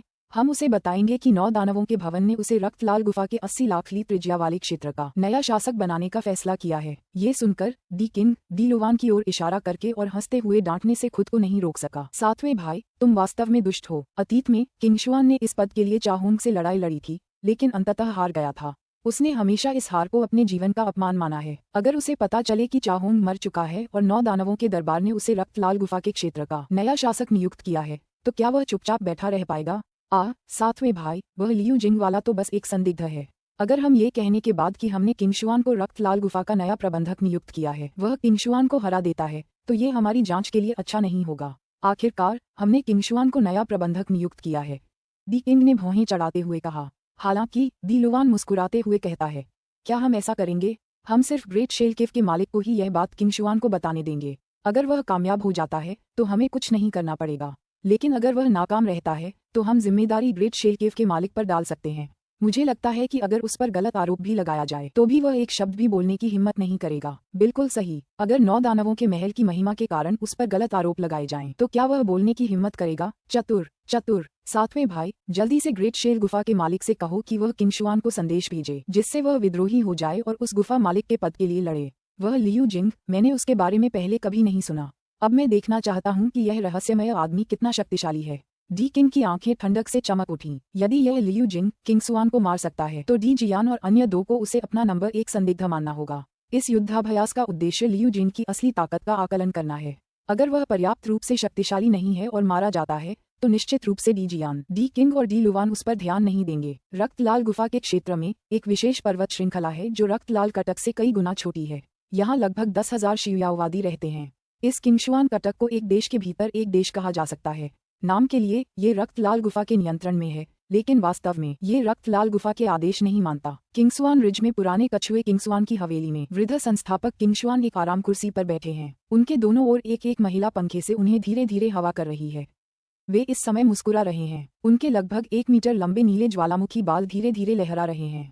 उनकी नीली भौहें भी लहरा रही हैं। क्या मैं पूछ सकता हूँ कि आप इतने खुश क्यों हैं, बूढ़े संस्थापक?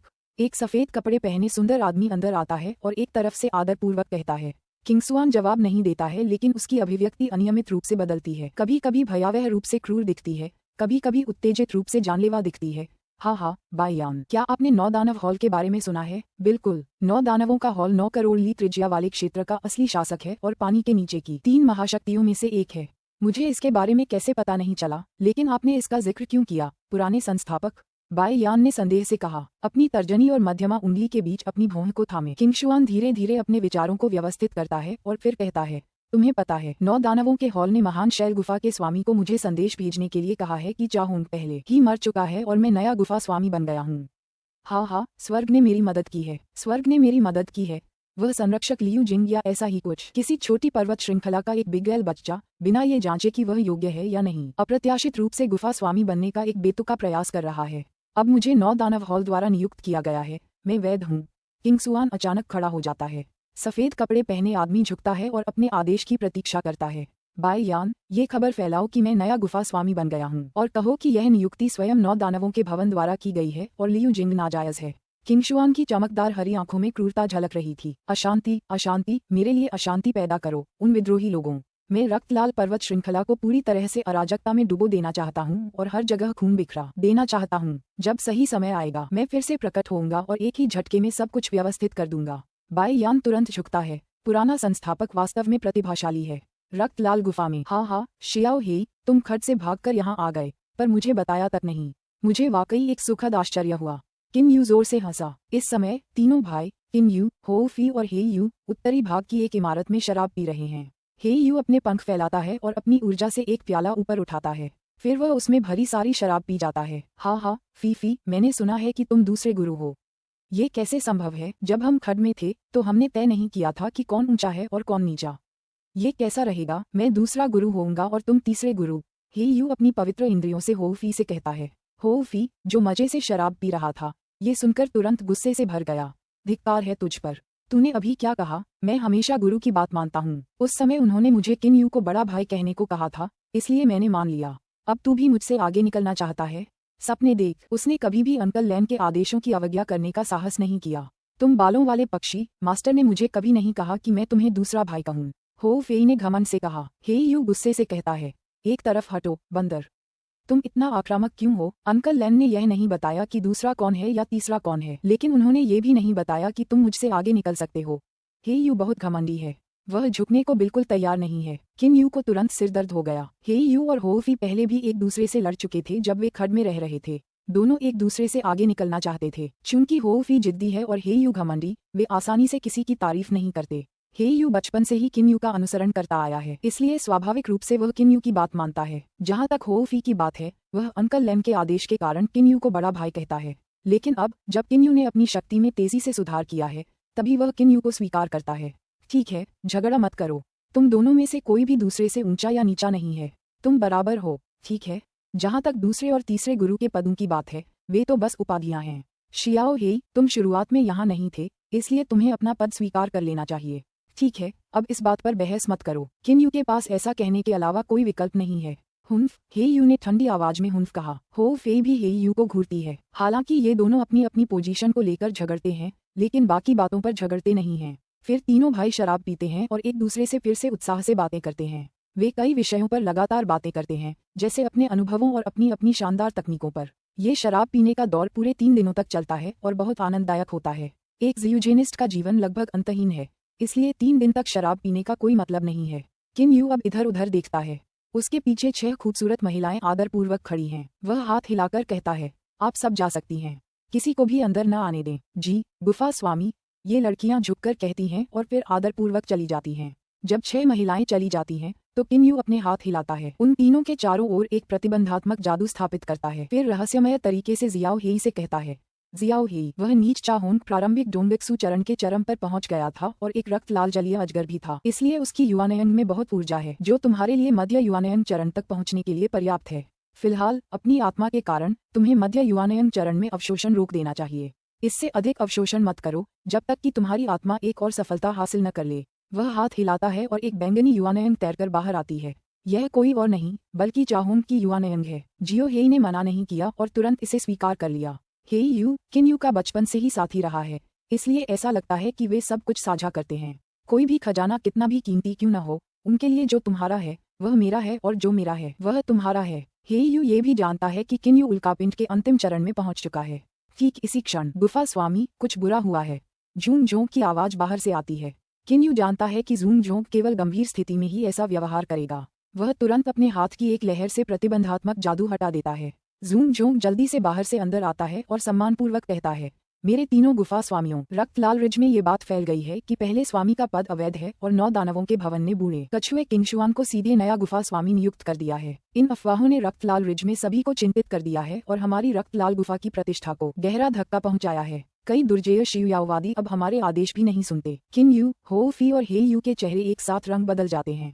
हालांकि किन यू को यह नहीं पता है कि यह एक परीक्षा है जो डी जियान और उसके 2 भाइयों ने उसे दी है। B6C3 का अंत। पुस्तक 6, अध्याय 4, पुराने संस्थापक किंगशुआन। बूढ़े कछुए किंगशुआन, मुझे बताओ जून जोंग, इस आदमी का क्या इतिहास है। मैं देख सकता हूँ कि इस अशांति का निश्चित रूप से उसी से संबंध है। हो फी अचानक अपना प्याला जमीन पर फेंक देता है और गुस्से से कहता है, उसकी आंखों से सुनहरी रोशनी निकल रही है। हो फी अपने गुस्से पर काबू नहीं रख पा रहा है। वैसे भी वह रक्तलाल गुफा का दूसरा स्वामी है तो वह किसी को अपनी जगह पर कब्जा करने कैसे दे सकता है। जून जोंग ने आदरपूर्वक कहा, मेरे तीनों गुफा स्वामी, ये बूढ़ा कछुआ किंगशुआन भी एक उत्कृष्ट विशेषज्ञ है। अतीत में जब 9 दानवों का भवन इस 80 लाख ली त्रिज्या वाले क्षेत्र के लिए एक प्रबंधक का चयन कर रहा था तो उसका और चाहोंग का आपस में झगड़ा हुआ था। अंत में चाहोंग ने मामूली अंतर से जीत हासिल की, लेकिन किंगशुआन का असली रूप एक बूढ़ा कछुआ है, इसलिए उसकी रक्षा बहुत मजबूत थी और चाहोंग उसे मार नहीं सका। अब जबकि चाहोंग मर चुका है, किंगशुआन जरूर वापसी करना चाहेगा। किन यू ने थोड़ा सिर हिलाया। हालांकि हो फेई 1-2 बार आंख मारता है और अजीब हंसी के साथ कहता है, काका, ये बूढ़ा कछुआ चाहोंग को भी नहीं हरा सका, फिर भी गुफाओं का सरदार बनना चाहता है। हंसी की बात है यार, मैं अपनी छड़ी के एक वार से ही इसके काले कछुए के खोल को चकनाचूर कर दूंगा। किन यू की आंखें भी ठंडी हो जाती हैं। जून जोंग, जहां तक मुझे पता है रक्तलाल गुफा के क्षेत्र में बहुत सारे जियाओवादी मुझे इस गुफा के स्वामी के पद पर नियुक्त करने के लिए सहमत नहीं है ना। वह वास्तव में रक्तलाल गुफा के 8 मिलियन ली त्रिज्या वाले क्षेत्र में बहुत प्रसिद्ध नहीं है, इसलिए स्वाभाविक रूप से यहाँ के जियाओवादी उसका सम्मान नहीं करते। जून जोंग सम्मानपूर्वक कहता है, उन लोगों को अभी आपकी क्षमताओं के बारे में पता नहीं है। अगर उन्हें पता चल भी गया तो वे निश्चित रूप से ऐसा करने की हिम्मत नहीं करेंगे। पता नहीं, किन यू मुस्कुराते हुए कहती है, वह बूढ़ा कछुआ किंगशुआन अपनी बेकार जिंदगी चैन से नहीं जीना चाहता और मेरी जगह लेने की कोशिश भी कर रहा है। क्या उसे पता नहीं है कि जियूजिन की दुनिया में कमजोर शक्ति मौत का कारण बन सकती है। ये भी अच्छी बात है, मैं अपनी शक्ति दिखाने का यह मौका जरूर लूंगा। फिर वह हाथ हिलाकर कहता है, ठीक है, जब ये छोटे छोटे बच्चे परेशानी खड़ी करें तो मुझे खबर देने की कोई जरूरत नहीं है, लेकिन जब वो बूढ़ा कछुआ किंगशुआन आए तो मुझे इसके बारे में बताना। तुम अभी जा सकते हो। हाँ गुफा स्वामी, जून जोंग तुरंत सम्मानपूर्वक कहता है और फिर चला जाता है। शुरू से आखिर तक हे यू ने कुछ नहीं कहा, क्योंकि उसने जून जोंग को ये कहते सुना था कि किंगशुआन चाहोंग के पास ताकत के साथ पहुंच रहा है, इसलिए उसे इस बूढ़े कछुए की कोई परवाह नहीं है। अब तीनों भाइयों किन यू, हो फी और हे यू की नजर में साधारण जियाओवादी अब उनके लिए कोई खतरा नहीं रहे। फिलहाल उनके सबसे बड़े दुश्मन 9 दानव हॉल के बचे हुए 8 बैंगनी दानव जलीय ड्रैगन हैं। जियाओ हेई, तुम्हें पहले युवानयन को निखारने के लिए बंद कमरे में प्रशिक्षण लेना चाहिए। कुछ समय बाद हमारी जिंदगी और भी दिलचस्प हो जाएगी। अगर तुम इतने मजबूत नहीं हो तो तुम उस भव्य बैठक में हिस्सा नहीं ले पाओगे। किन यू के मुंह के कोनों पर एक हल्की सी मुस्कान है, उसकी आंखों में भयंकरता चमक रही है। किन वंश के 3 भाई, चाहे वे मार्शल किन फेंग हों, शासक सम्राट किन जेंग हों या किन यू हों, एक बार निर्दयी हो जाने पर कोई दया नहीं दिखाते। किन यू ने पहले ही सोच लिया है कि भविष्य में क्या हो सकता है और सबसे बुरी स्थिति पर भी विचार कर लिया है। चूंकि उसने सबसे बुरी स्थिति के लिए तैयारी कर ली है तो उसे किस बात का डर है। अब वह, जियो हेई और हो फी तीनों ही ताकतवर हो गए हैं। वे किसी के लिए भी आसान शिकार नहीं हैं। हम 3 भाइयों को छूना चाहते हो, सावधान रहो वरना तुम्हारे हाथ काट दिए जाएंगे। किन यू कमरे से बाहर देखता है। किन यू रक्त लाल गुफा के उत्तरी भाग में कृत्रिम पर्वत के ऊपर हवा में खड़ा है। वह अपना हाथ हिलाता है और अचानक एक इमारत प्रकट होती है। यह कोई और नहीं बल्कि लेई वेई द्वारा बनाया गया लेई माउंटेन हाउस है। वह सीधे इस इमारत में उड़ जाता है। अंदर जाते ही उसकी आंखों के सामने एक विशाल तालाब दिखाई देता है। किन यू पूल के चारों ओर घूमता है और एक ड्राइंग रूम में आता है। प्रशिक्षण कक्ष। वह प्रशिक्षण कक्ष की ओर देखता है और एक मंद मुस्कान देता है। उसे अतीत याद आ रहा है। उस समय अपने पिता की रक्षा के लिए उसने वू जिंग को मारने के लिए अपनी जान जोखिम में डाल दी थी और बाद में उसे इस इमारत में टेलीपोर्ट कर दिया गया था और प्रशिक्षण कक्ष में उसे होश आया था। अचानक ड्राइंग रूम में तरह तरह के खूबसूरत फूल खिल उठते हैं। फूलों के बीच में एक बिल्ली का बच्चा है। मास्टर, स्टार्लेट अपनी पूंछ हिलाते हुए कहता है। किन यू मुस्कुराता है। स्टार्लेट, जब मैं यहाँ नहीं होता तो क्या तुम्हें अकेलापन महसूस होता है। हालांकि लेई वेई द्वारा छोड़ी गई तकनीकी वैज्ञानिक सभ्यता की व्याख्या करने वाली किताब की बदौलत वह पहले से ही जानता था कि स्टार्लेट एक कृत्रिम रूप से बुद्धिमान प्राणी है, फिर भी वह अनजाने में उसे एक जीवित प्राणी मान रहा है। तारा 1-2 बार आंखें झपकाती है और कहती है, अकेला क्या है। किन यू थोड़ा चौंका। अब उसे याद आया कि स्टार्लेट कोई जीवित प्राणी नहीं है और इसलिए उसमें इंसानों जैसी भावनाएं नहीं हो सकती।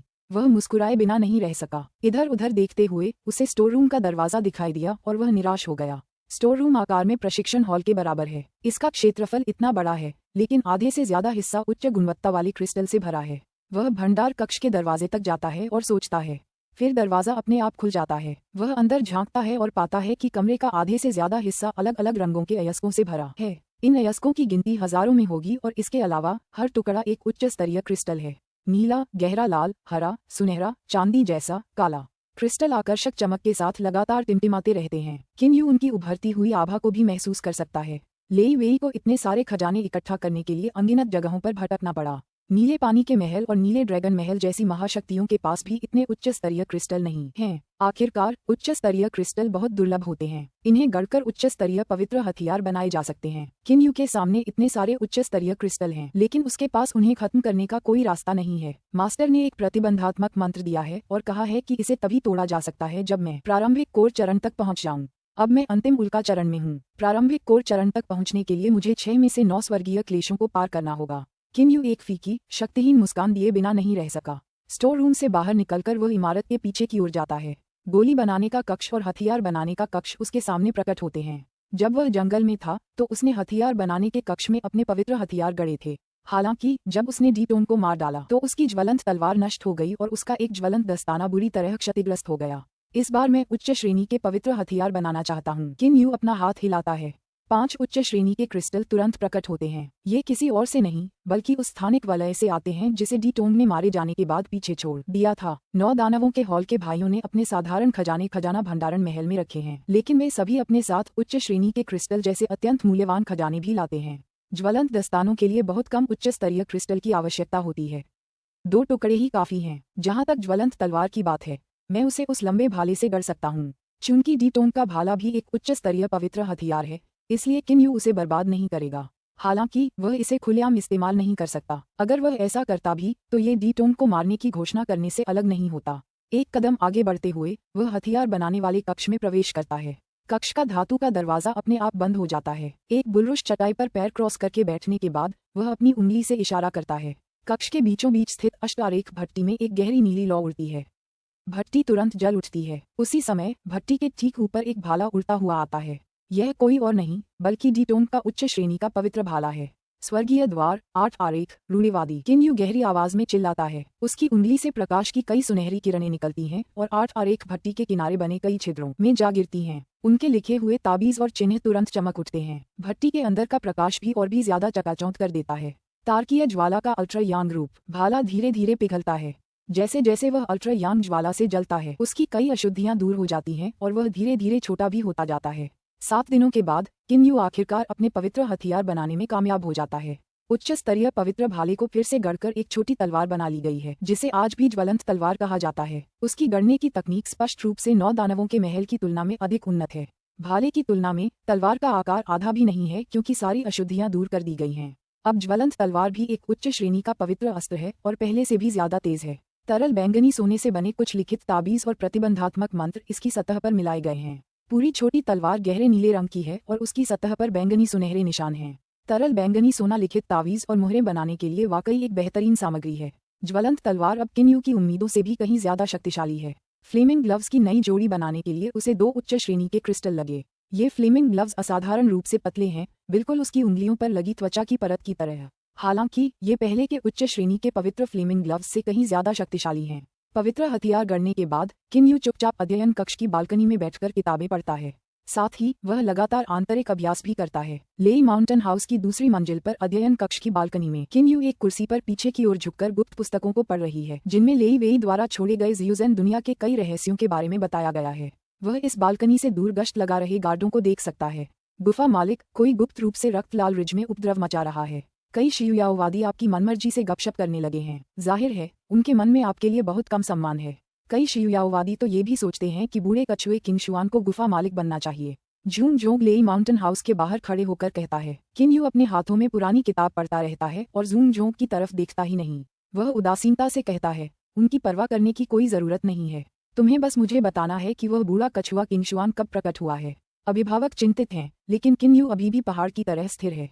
वह बालकनी में चुपचाप पुरानी किताबें पढ़ता रहता है। अपने सामने लेई माउंटेन हाउस को देखकर जून जोंग मन ही मन आश्चर्य से कहता है, गुफा स्वामी को यह इमारत कहाँ से मिली? यह अचानक प्रकट हो गई। हालांकि इस इमारत का दरवाजा खुला है, फिर भी दूसरे स्वामी और तीसरे स्वामी के अलावा कोई भी अंदर नहीं आ सकता।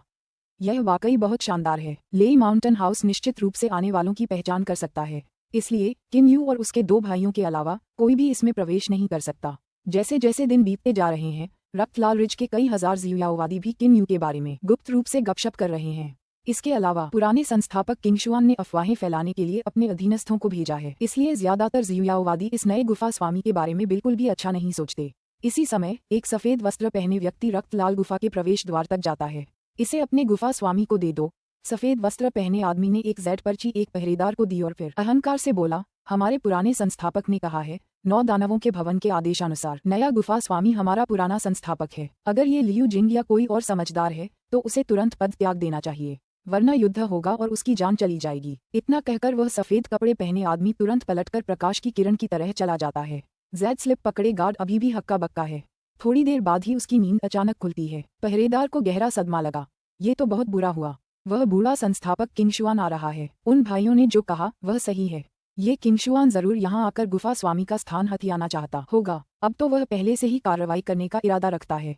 मुझे आश्चर्य है कि क्या गुफा स्वामी उसका मुकाबला कर पाएगा। पहरेदार ने सुना है कि किन्यू एक ही वार में रक्षक टैंक बी को हरा सकता है, लेकिन उसने यह अपनी आंखों से कभी नहीं देखा। इसके अलावा बूढ़ा संस्थापक किंगशुआन रक्षक टैंक बी से भी ज्यादा शक्तिशाली है।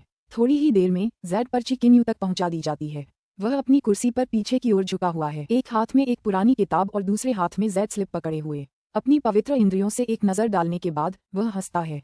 एक चुनौती पत्र। ये चुनौती पत्र किंगशुआन ने किन्यू को भेजा है। किंगशुआन सोचता है कि वह खुद चाहोंग के समान स्तर का विशेषज्ञ है और किन्यू चाहोंग के अधीन पूर्व संरक्षक होने के नाते चाहोंग से कमजोर है, इसलिए उसे किन्यू को मारने का पूरा भरोसा है। जूनियर लियू जिंग, मैं पुराना संस्थापक किंगशुआन हूँ। आपने सुना होगा कि अतीत में आपके पिछले गुफा गुरु चाहोंग के साथ मेरा कुछ संबंध था। उस समय मैं एक पल के लिए लापरवाह हो गया था और मुझे मामूली हार का सामना करना पड़ा था। मैं कई 100 वर्षों से कड़ी मेहनत कर रहा हूँ और जल्द ही चाहोंग से फिर से लड़ने का इरादा रखता हूँ। किसने सोचा था कि वह इतनी अचानक मर जाएगा? इसे उसका भाग्य ही कहा जा सकता है, लेकिन ये भी अच्छी बात है। जूनियर, गुफा प्रधान का पद मुझे तुरंत सौंप दो। मैं तुम जैसे जूनियर से बहस नहीं करना चाहता। अगर तुम मेरी बात नहीं मानोगे तो मैं अपनी आंतरिक ज्वाला से तुम्हें जलाकर मार डालूंगा, तुम्हारी आत्मा को नष्ट कर दूंगा। इस पर विचार करने में अपना समय लें। मुझे आपको ये बताने में कोई आपत्ति नहीं है कि 9 दानवों के हॉल ने मुझे गुफा का स्वामी नियुक्त किया है। मैं आपको बेवकूफ नहीं बना रहा हूँ, और हाँ, मुझे आप जैसे जूनियर को बेवकूफ बनाने का मन नहीं है। मैं 3 दिन बाद रक्तलाल गुफा में जा रहा हूँ। तब आप जिंदा रहेंगे या मरेंगे यह आपकी मर्जी पर निर्भर करता है। पुराने संस्थापक क्विंगजुआन। इस जेड स्लिप को देखकर किन्यू अपनी हंसी नहीं रोक पाता। उसके हाथ से एक गहरी नीली लौ निकलती है और जेड स्लिप को जलाकर राख कर देती है। अपने आप को अधिक महत्व मत दो, वह उदासीनता से टिप्पणी करता है और फिर बिना किसी क्रोध के अपने हाथ में रखी पुरानी किताब को पढ़ना जारी रखता है। 3 दिन बाद हजारों ज़्यूयाओवादियों का एक विशाल समूह आता है। इस समूह में सबसे ऊंची कुर्सी 4 ज़्यूयाओवादियों द्वारा उठाई जा रही है। एक बूढ़ा आदमी कुर्सी पर पीछे की ओर झुका हुआ है। उसके लंबे बाल नीली लौ की तरह लहरा रहे हैं। बूढ़ा संस्थापक किंगशुआन कभी कभी अपनी लंबी भौहों को अपनी तर्जनी और मध्यमा उंगलियों के बीच पकड़े रहता है। उसकी हल्की सी बंद आंखें कभी कभी ठंडक से चमक उठती हैं। रक्तलाल रिज के बहुत से शियुयाओवादी दूर से देख रहे हैं। लंबे समय से यहाँ रह रहे शियुयाओवादी सभी किंगशुआन के बारे में जानते हैं। वे जानते हैं कि वह दुर्जेय है। किम यू तो चाहोंग के अधीन केवल एक संरक्षक था। वह किंग शुआन का मुकाबला कैसे कर सकता है जो चाहोंग के समान स्तर का है। शियुयाओवादियों का एक समूह रक्त लाल गुफा के सामने हवा में खड़ा है, फिर एक साथ मुड़कर किंग शुआन और उसके विशाल दल को देख रहा है। शियुयाओवादियों की इस भीड़ का नेतृत्व कोई और नहीं बल्कि सफेद वस्त्र पहने बाई यान कर रहा है। पुराने संस्थापक। बाई यान एक घुटने पर बैठ जाता है और सम्मानपूर्वक कहता है, पुराने संस्थापक। उसके पीछे खड़े लगभग 1000 जियुयाओवादी एक घुटने पर बैठकर कहते हैं। इस भीड़ में से कई जियुयाओवादी बाई यान के साथ मिलकर रक्त लाल रिज पर अन्य जियुयाओवादियों को प्रभावित करने आए थे। यही कारण है कि आज कई जियुयाओवादी किंग शुआन के पक्ष में खड़े हैं। किंग शुआन, जो कुर्सी पर पीछे की ओर झुका हुआ है, अपनी आंखें खोलता है और रक्त लाल गुफा पर एक नजर डालता है। जूनियर लियू जिंग, अपने पुराने संस्थापक का स्वागत करने के लिए जल्दी से बाहर आओ। उसकी तेज और स्पष्ट आवाज तुरंत पूरी रक्त लाल गुफा में गूंज उठती है। उसकी आवाज में निहित शक्ति रक्त लाल गुफा के रक्षकों के चेहरों का रंग भी बदल देती है। ये देखकर किंग शुआन के अधीन शियुयाओवादी अहंकारी हो जाते हैं। यह आवाज सुनकर किंग यू, जो लेई माउंटेन हाउस में चुपचाप एक किताब पढ़ रहा था, हंसने से खुद को रोक नहीं पाया। ओह, वो बूढ़ा काला कछुआ आ गया है, चलो उसके साथ थोड़ा खेलते हैं। उसने किताब नीचे रख दी और शरीर हिलाते हुए लेई माउंटेन हाउस से गायब हो गया। B6C4 का अंत। पुस्तक 6, अध्याय 5, गले में तलवार। एक बड़े दल के साथ वृद्ध संस्थापक किंग शुआन वाकई बहुत अच्छी स्थिति में है। हालांकि अब तक रक्त लाल गुफा के सभी संरक्षक प्रकट हो चुके हैं, फिर भी वह अपनी कुर्सी पर पीछे की ओर झुके हुए हैं, बिना उनकी ओर देखे, जिससे वह बहुत ऊंचे और शक्तिशाली लग रहे हैं। किंग शुआन, रक्त लाल गुफा में इतना घमंडी होना, तुम सचमुच कुछ ज्यादा ही हो, टैंग बी ने ठंडे स्वर में कहा। किंग शुआन टैंग बी को एक तरफ देखता है और फिर एक दुष्ट हंसी के साथ कहता है जो उल्लू के रोने जैसी लगती है, तो ये तुम हो, सींग वाले ड्रैगन टैंग बी। अगर तुम मेरे साथ आ गए तो मैं तुम्हें अपना डिप्टी बना लूंगा। तुम क्या सोचते हो? वह निश्चित रूप से टैंग बी जैसे अधीनस्थ को भर्ती करना चाहता है, क्योंकि वह भी जानता है कि टैंग बी शक्तिशाली है। ओह बूढ़े कछुए किंग शुआन, तुम रक्त लाल गुफा के मुख्य द्वार के सामने बॉस टैंग को भी लुभा रहे हो। क्या ये हमारे गुफा मालिक के लिए थोड़ा अपमानजनक नहीं है? ये बस। यान किंग ने अपने होठों को सिकोड़ लिया, बहुत तिरस्कारपूर्ण लग रही थी। किंग शुआन का चेहरा काला पड़ गया, उसकी आंखें बार बार ठंड से चमक उठीं। यान किंग जल्दी से टैंग बी का हाथ पकड़ते हुए बोली, बॉस टैंग, वह बूढ़ा काला कछुआ मुझे डराता है। मैं सचमुच डरी हुई हूँ। आपको मेरी रक्षा करनी होगी। वह बहुत डरी हुई लग रही थी, लेकिन असल में उसकी आंखों में उपहास का भाव था। यान किंग को इस तरह से व्यवहार करते देख टैंग बी अपनी हल्की सी मुस्कान से खुद को रोक नहीं पाती। तुम वेश्या हो, मैं निश्चित रूप से तुम्हारी युवानयन ले लूंगा और तुम्हारी सांप की खाल उतार दूंगा, जिससे तुम दर्द की दुनिया में मरोगे, किंग शुआन ने गुस्से में कहा। इस पुराने संस्थापक किंग शुआन को बूढ़ा कछुआ किंग शुआन या बूढ़ा काला कछुआ कहलाना सबसे ज्यादा नापसंद है और उसे बूढ़ा संस्थापक कहलाना पसंद है। हालांकि यान किंग ने उसे एक से ज्यादा बार वही कहकर अपमानित किया है जिससे वह नफरत करता है, तो वह कैसे क्रोधित नहीं होगा। ओह, मैं बहुत डर गया हूँ, यान किंग ने फिर से चुलबुली आवाज में कहा। किंग शुआन इतना क्रोधित है कि उसकी भौहें कांप रही हैं। यहाँ अपना समय बर्बाद मत करो, बूढ़े काले कछुए। अपनी तुच्छ शक्ति से गुफा के स्वामी का पद हथियाना चाहते हो? इतनी बेशर्मी से खुद को बड़ा चढ़ाकर मत बताओ। वू फेंग और वू टोंग किंग शुआन को देखते हुए ठंडी हंसी हंसते हैं। वे उससे जरा भी नहीं डरते। हालांकि तीनों काले कछुए भाई कुछ नहीं कहते। उनके असली रूप काले कछुओं की एक अपेक्षाकृत दुर्लभ प्रजाति के हैं, जबकि किंग शुआन एक साधारण बूढ़ा काला कछुआ है। वह अपने वर्तमान स्तर तक केवल इसलिए पहुंचा है क्योंकि वह बहुत लंबे समय से अभ्यास कर रहा है। इसलिए तीनों काले कछुआ भाई उसे वास्तव में नीची नजर से देखते हैं। तुम सब लोग जलकर मरने के लिए तैयार हो जाओ और मेरी आंतरिक ज्वाला से अपनी आत्माओं को नष्ट होने दो। किंग शुआन ने 9 रक्षकों की ओर इशारा किया और गुस्से से डांटा। अब वह सचमुच गुस्से में आ गया है। एक बड़े दल के साथ यहाँ आते हुए उसने शुरू में कल्पना की थी कि रक्त लाल गुफा के रक्षक उसे देखकर कैसे डर जाएंगे, लेकिन उसकी कल्पना गलत साबित हुई है। इन अभिभावकों को उसकी जरा भी परवाह नहीं है। टैंग बी, यान किंग, शी यान, बा मिंग और उसके 2 भाई, वू फेंग और उसका भाई, और जून जोंग, 9 संरक्षक उसे देखने के बाद जरा भी नहीं डरते। अन्य शियुयाओवादी किंग यू की असली ताकत के बारे में नहीं जानते, लेकिन ये संरक्षक जानते हैं।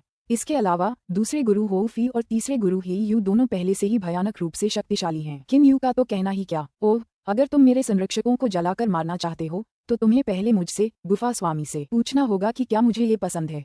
तुम सचमुच कुछ ज्यादा ही हो, बूढ़े संस्थापक किंग शुआन। किंग यू की आवाज कई 100 ली के दायरे में गूंजती है, जहां रक्त लाल रिज के सभी 50,000 से 60,000 शियुयाओवादी इंतजार और देखने के लिए इकट्ठा हुए हैं। अनगिनत शियुयाओवादी रक्त लाल गुफा को देखकर अपना सिर घुमाते हैं। वे देखते हैं कि काले वस्त्र पहने किंग यू सिर्फ 2 कदमों में 9 संरक्षकों के सामने पहुंच जाता है और सीधे पुराने संस्थापक किंग शुआन का सामना करता है।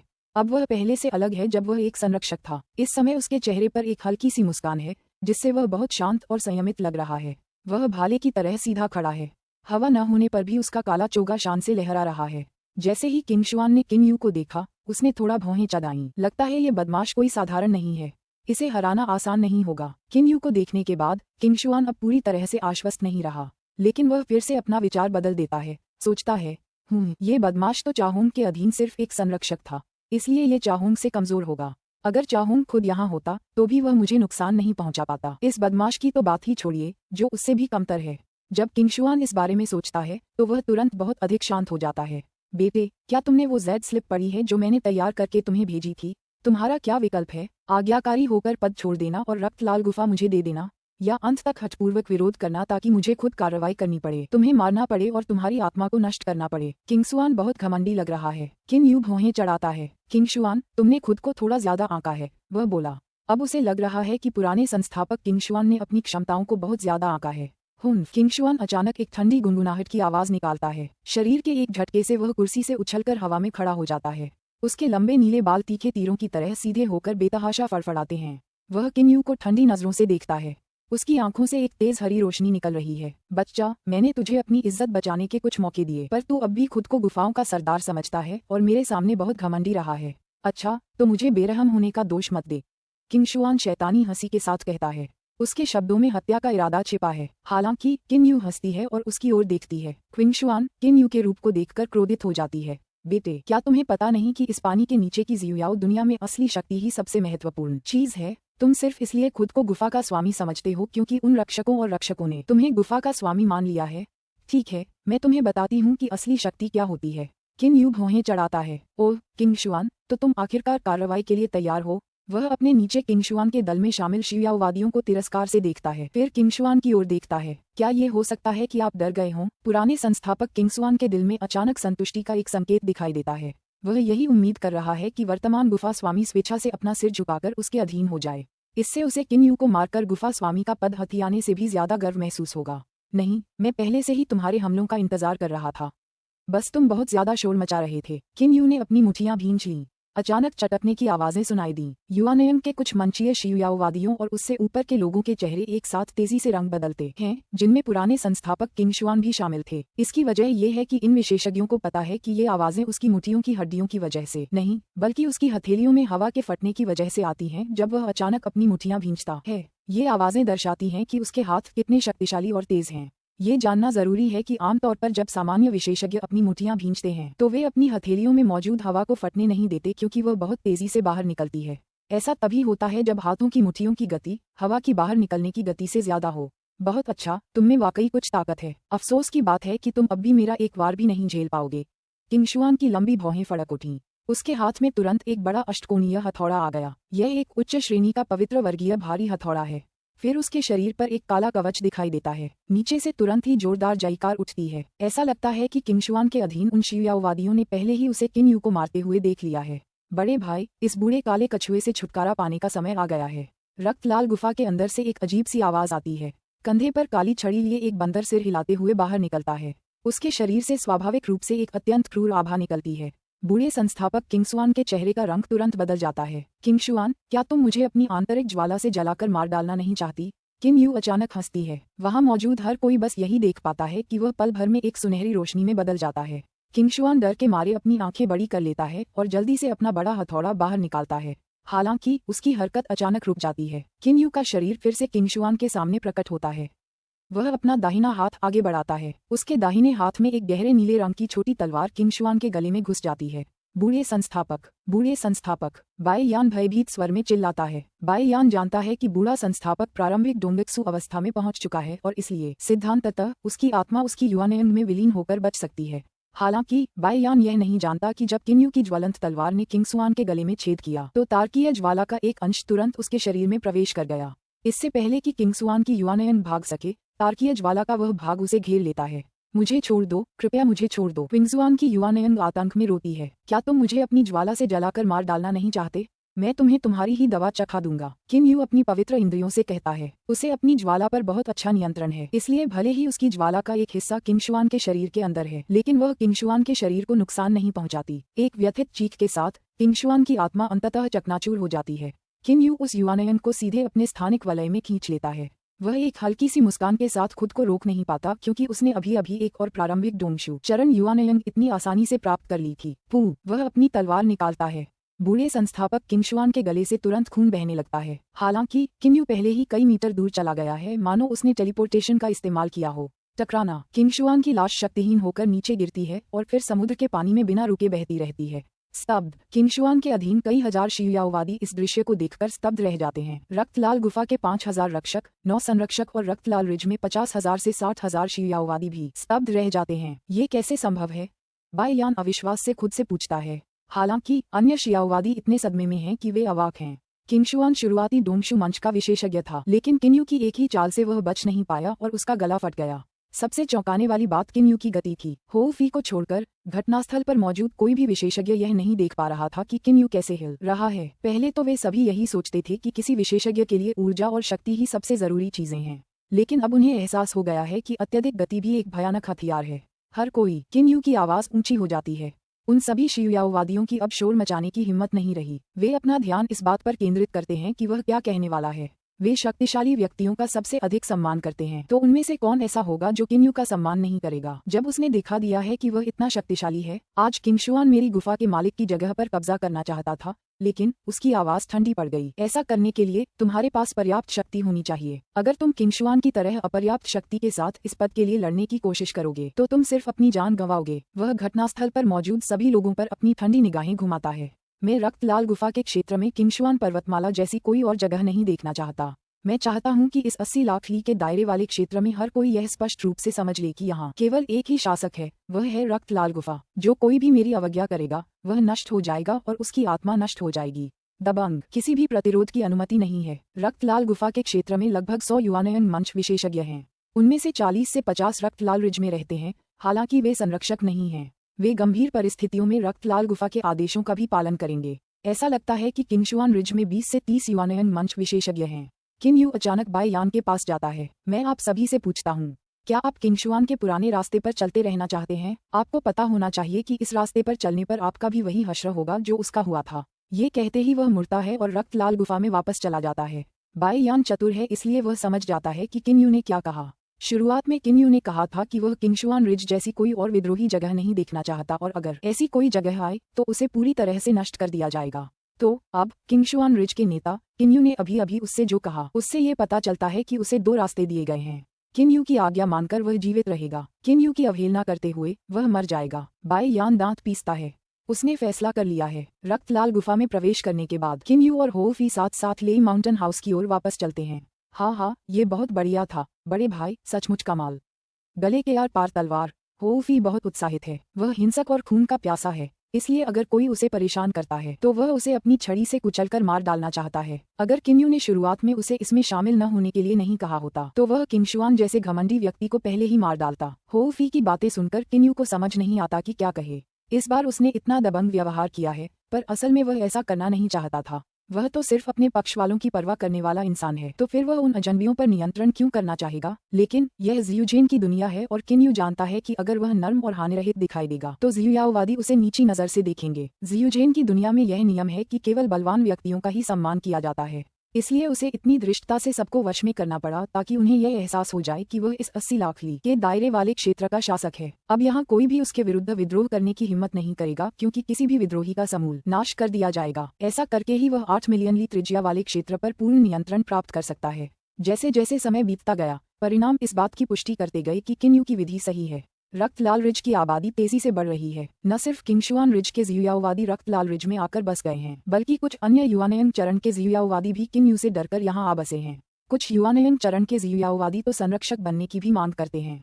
सिर्फ 1 महीने में पूरा रक्तलाल रिज लोहे के पैनल की तरह स्थिर हो गया है और यहाँ का हर शियुयाओवादी रक्तलाल गुफा के आदेशों का पालन कर रहा है। ये कहा जा सकता है कि रक्तलाल गुफा की दृढ़ता अब चाहोंग के समय की तुलना में कहीं अधिक प्रबल है। इसका कारण ये है कि गुफा स्वामी किन्यू चाहोंग से भी अधिक शक्तिशाली है। हालांकि ये खबर बहुत तेजी से फैलती है और ग्रेट शेल गुफा, जो रक्तलाल गुफा के पास है, इसे तुरंत सुन लेती है। B65 का अंत। पुस्तक 6, अध्याय 6। अंकल लैन, एक वास्तविक विशेषज्ञ। सिल्वर क्लॉ गुफा में 9 दानव हॉल के अंतर्गत 8 गुफाओं में से एक। इस समय सिल्वर क्लॉ गुफा में भव्य प्रदर्शन हो रहा है। तरह तरह के व्यंजन और बढ़िया मदिराएं व्यवस्थित रूप से तैयार की गई हैं। मुख्य हॉल में सुंदर लड़कियां भी नृत्य प्रस्तुत कर रही हैं। 3 भाई, दी जियान, दी किंग और दी लुवान, मुख्य हॉल में ऊंचे स्थान पर बैठकर गायन और नृत्य का आनंद ले रहे हैं। 9 दानवों के हॉल से रक्त लाल गुफा तक का रास्ता वाकई बहुत दूर है, इसलिए ये तीनों विशेषज्ञ हर समय घूमते नहीं रह सकते। हर 1-2 महीने में भाग दौड़ करने के बाद वे आराम के लिए किसी गुफा में रुकेंगे। मेरे 3 महामहिम यू कियान आपके लिए एक टोस्ट पीना चाहता है। एक चांदी के कवच वाली महिला अपना कप उठाती है और कहती है।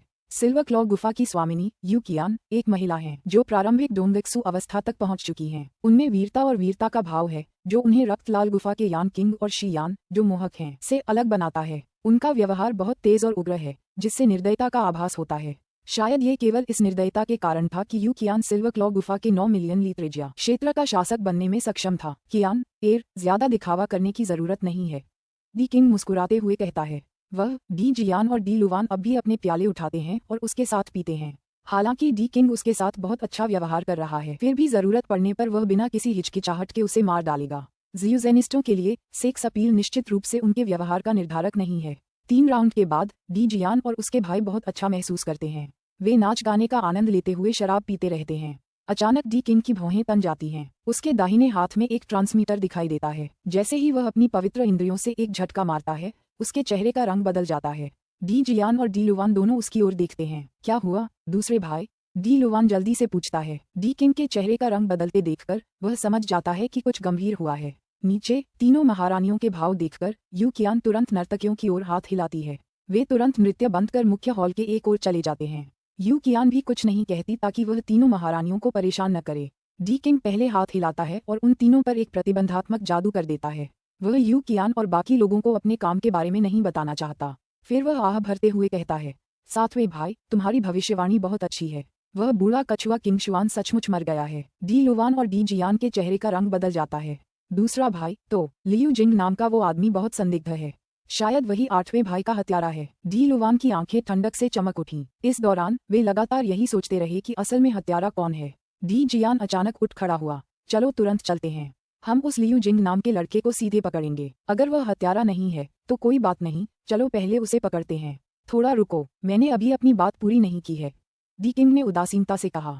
डी जियान और डी लुवान फिर से उसकी ओर देखते हैं। क्या कुछ और भी हो सकता है दूसरे भाई? डी लुवान ने संदेह से पूछा। डी किंग सिर हिलाते हुए कहता है, ग्रेट शेल गुफा के स्वामी द्वारा भेजे गए संदेश में कहा गया है कि लियू जिंग को किंगशुआन को मारने के लिए बस एक ही चाल की जरूरत थी। एक प्रारंभिक डोंगशु अवस्था विशेषज्ञ को मारने के लिए सिर्फ एक ही चाल का इस्तेमाल करना। उसकी शक्ति वाकई बहुत भयावह है। एक चाल। डी लुवान आश्चर्यचकित है। इस बार इन तीनों में से डी जियान उत्तर डोंगेक्सु अवस्था में है, डी किंग मध्य डोंगेक्सु अवस्था में है और सबसे कमजोर डी लुवान केवल प्रारंभिक डोंगेक्सु अवस्था में है। 9 दानवों के भवन के 9 महापुरुषों में भी डी लुवान शक्ति में सबसे अंतिम स्थान पर है। उसने एक ही वार में डोंगेक्सु के एक पुराने स्टेज एक्सपर्ट को मार गिराया। इतना ताकतवर है वो। डी लुवान भौचक्का हो गया। लगता है वो 8वें भाई को भी मार सकता है। डी जियान का चेहरा भावहीन है लेकिन उसकी आंखों में हत्या का इरादा उभर रहा है। इससे कोई फर्क नहीं पड़ता कि वह कितना भी शक्तिशाली क्यों न हो। अगर वह अपने 8वें भाई का हत्यारा है तो वह निश्चित रूप से मेरे हाथ से नहीं बच पाएगा। इस समय वह बिल्कुल एक क्रूर देवता जैसा लग रहा है। डी किंग धीरे से अपना सिर हिलाता है और कहता है, वह लियू जिंग लड़का अपनी शक्तिशाली ऊर्जा के कारण नहीं बल्कि अपनी भयावह गति के कारण किंग सुआन को मारने में सक्षम था। रफ्तार। डी जियान और डी लुवान दोनों संदिग्ध हो जाते हैं। डी किंग ने सिर हिलाते हुए कहा, हाँ उसकी गति सही है। संदेश के अनुसार लियू जिंग की गति वाकई भयावह है। महान शैल गुफा के स्वामी का अनुमान है कि उसने अपनी गति के बल पर किंगशुआन के तुरंत निकट पहुंचकर उसे घेर लिया, जिससे किंगशुआन के लिए उसके यात्रा पथ का पता लगाना असंभव हो गया और अंत में उसने तलवार से किंगशुआन का गला घोंट दिया। एक ही झटके में डोंगेक्सु के शुरुआती दौर के विशेषज्ञ को मार गिराने की क्षमता के कारण उसकी गति बहुत तेज है। कोई आश्चर्य नहीं कि उसका नाम लियू जिंग है। डी जियान प्रशंसा करता है।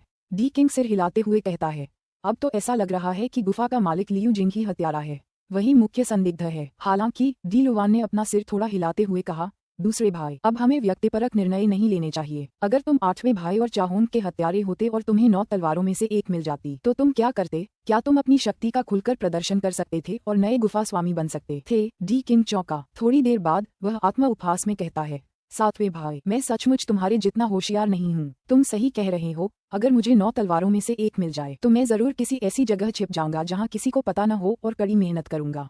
जब मैं इतना ताकतवर हो जाऊंगा कि एजियो ड्रैगन जैसे विशेषज्ञों से मुकाबला कर सकूं तो मैं जेड तलवार निकालूंगा और उनके साथ 9 तलवारों वाले अमर महल को खोलने जाऊंगा। बिल्कुल, क्या रक्त लाल गुफा वास्तव में 9 तलवारों वाले अमर भवन की तुलना में महत्वपूर्ण है?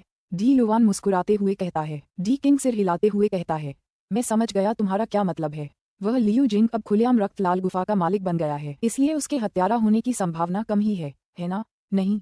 डी लुवान अपना सिर हिलाता है। डी किंग और डी जियान दोनों उसकी ओर देखते हैं। डी लुवान कहता है, मुझे उसके चरित्र के बारे में ज्यादा जानकारी नहीं है। क्या हो अगर वह हमारी सोच का अंदाजा लगा ले, इसलिए वह जानबूझकर छिपने के बजाय खुद को जाहिर कर रहा है। तो लियू जिंग अभी भी एक संदिग्ध है। उसके ये कहने के बाद डी किंग और डी जियान कुछ उलझन में पड़ जाते हैं। सातवें भाई, कुछ देर पहले तुमने कहा था कि लियू जिंग शक से परे है, अब तुम कह रहे हो कि वह एक संदिग्ध है।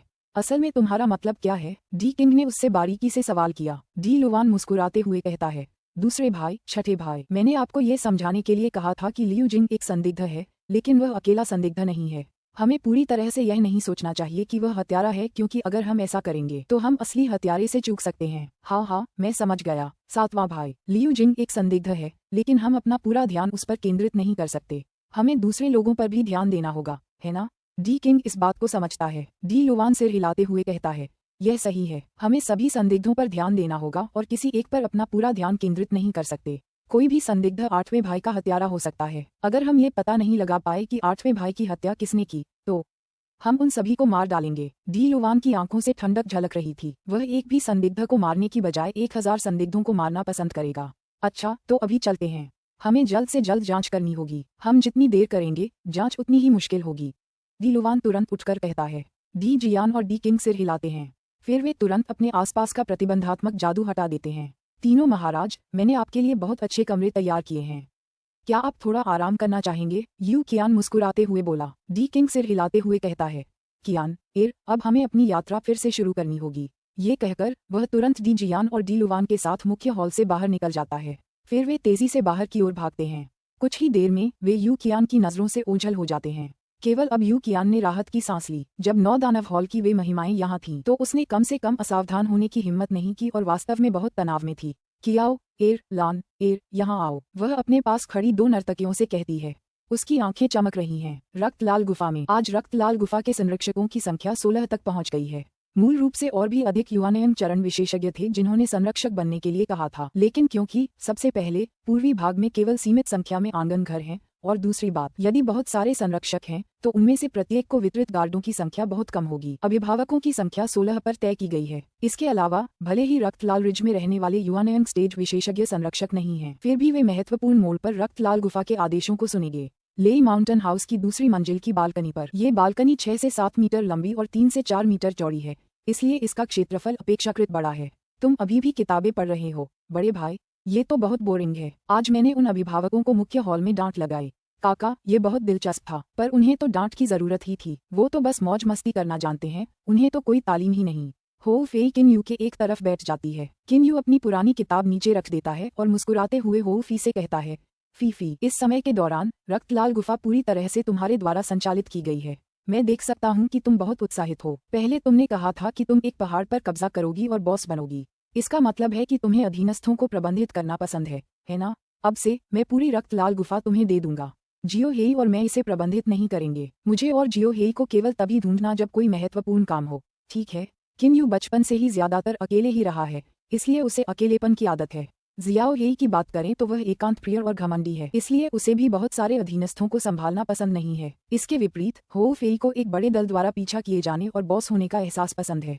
हाँ, बहुत बढ़िया, ये वाकई बहुत बढ़िया है। वैसे भी मुख्य हॉल में 3 जगहें हैं, तो आप दोनों जब चाहें आ सकते हैं, लेकिन जब भी आप मीटिंग करना चाहें मैं आ जाऊंगा। हो फी इतना उत्साहित है कि वह अजीब सी आवाजें निकालता है और अपना सिर खुजाता है। किम यू मुस्कुराती है। इस जियुयाओ दुनिया जैसी जगह में एक गुफा स्वामी की मुख्य भूमिका अपने अधीनस्थों को रोजाना प्रबंधित करने के बजाय कभी कभार आदेश देने के लिए अपनी व्यक्तिगत धौंस पर निर्भर रहना है। बेशक अगर अधीनस्थों को रोजाना प्रबंधित किया जाए तो यह ज्यादा बेहतर होगा। फेई, तुम्हारी यह काली छड़ी बहुत ही अजीब सामग्री से बनी है।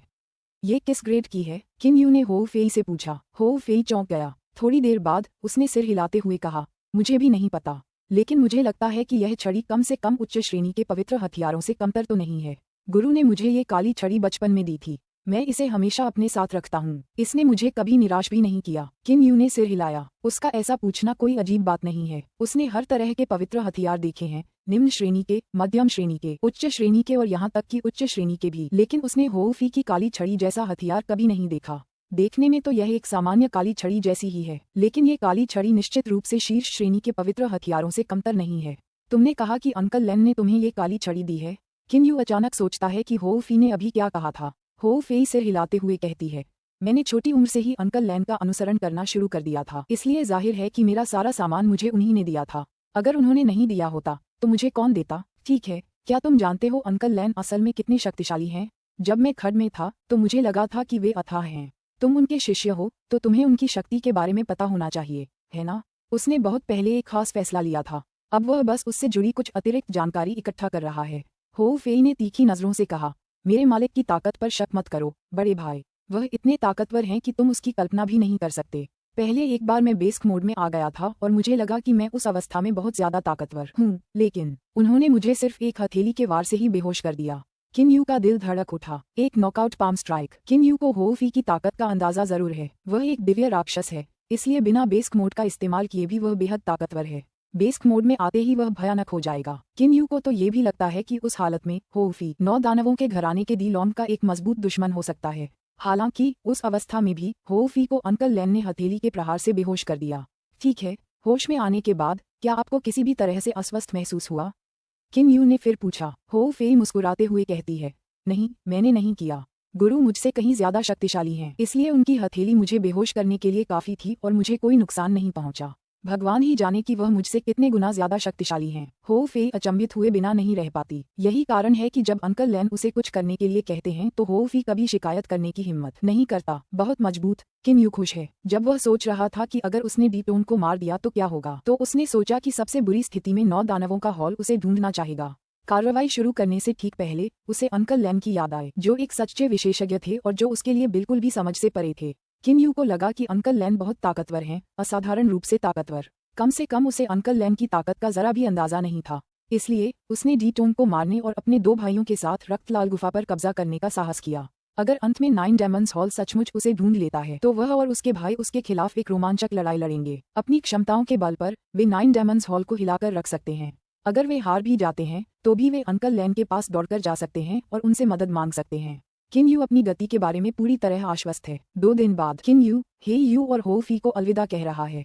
उसके हिसाब से 9 दानवों के हॉल के सदस्यों के आने में अभी कई महीने बाकी हैं, लेकिन उसने फिर भी पहले से ही खड्ड की यात्रा करने का फैसला किया है, इसलिए तीनों भाइयों को न चाहते हुए भी अलग होना पड़ता है।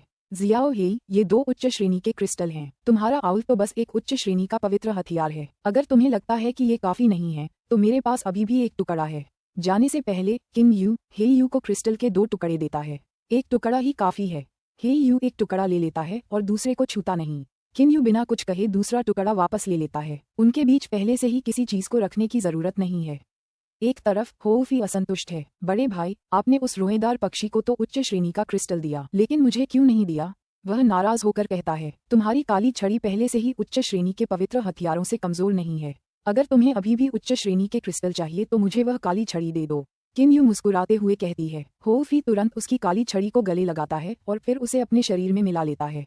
ठीक है, चलो बातें बंद करो, मैं अब जा रहा हूँ। तुम दोनों अभिभावकों को बता सकते हो कि मैं बंद कमरे में ट्रेनिंग कर रहा हूँ, समझे? किन यू मुस्कुराते हुए अपने दोनों भाइयों की तरफ देखता है। हे यू और हो फी ने सिर हिलाया। गहरे नीले रंग की ज्वलंत तलवार तुरंत किन यू के पैरों के नीचे प्रकट होती है।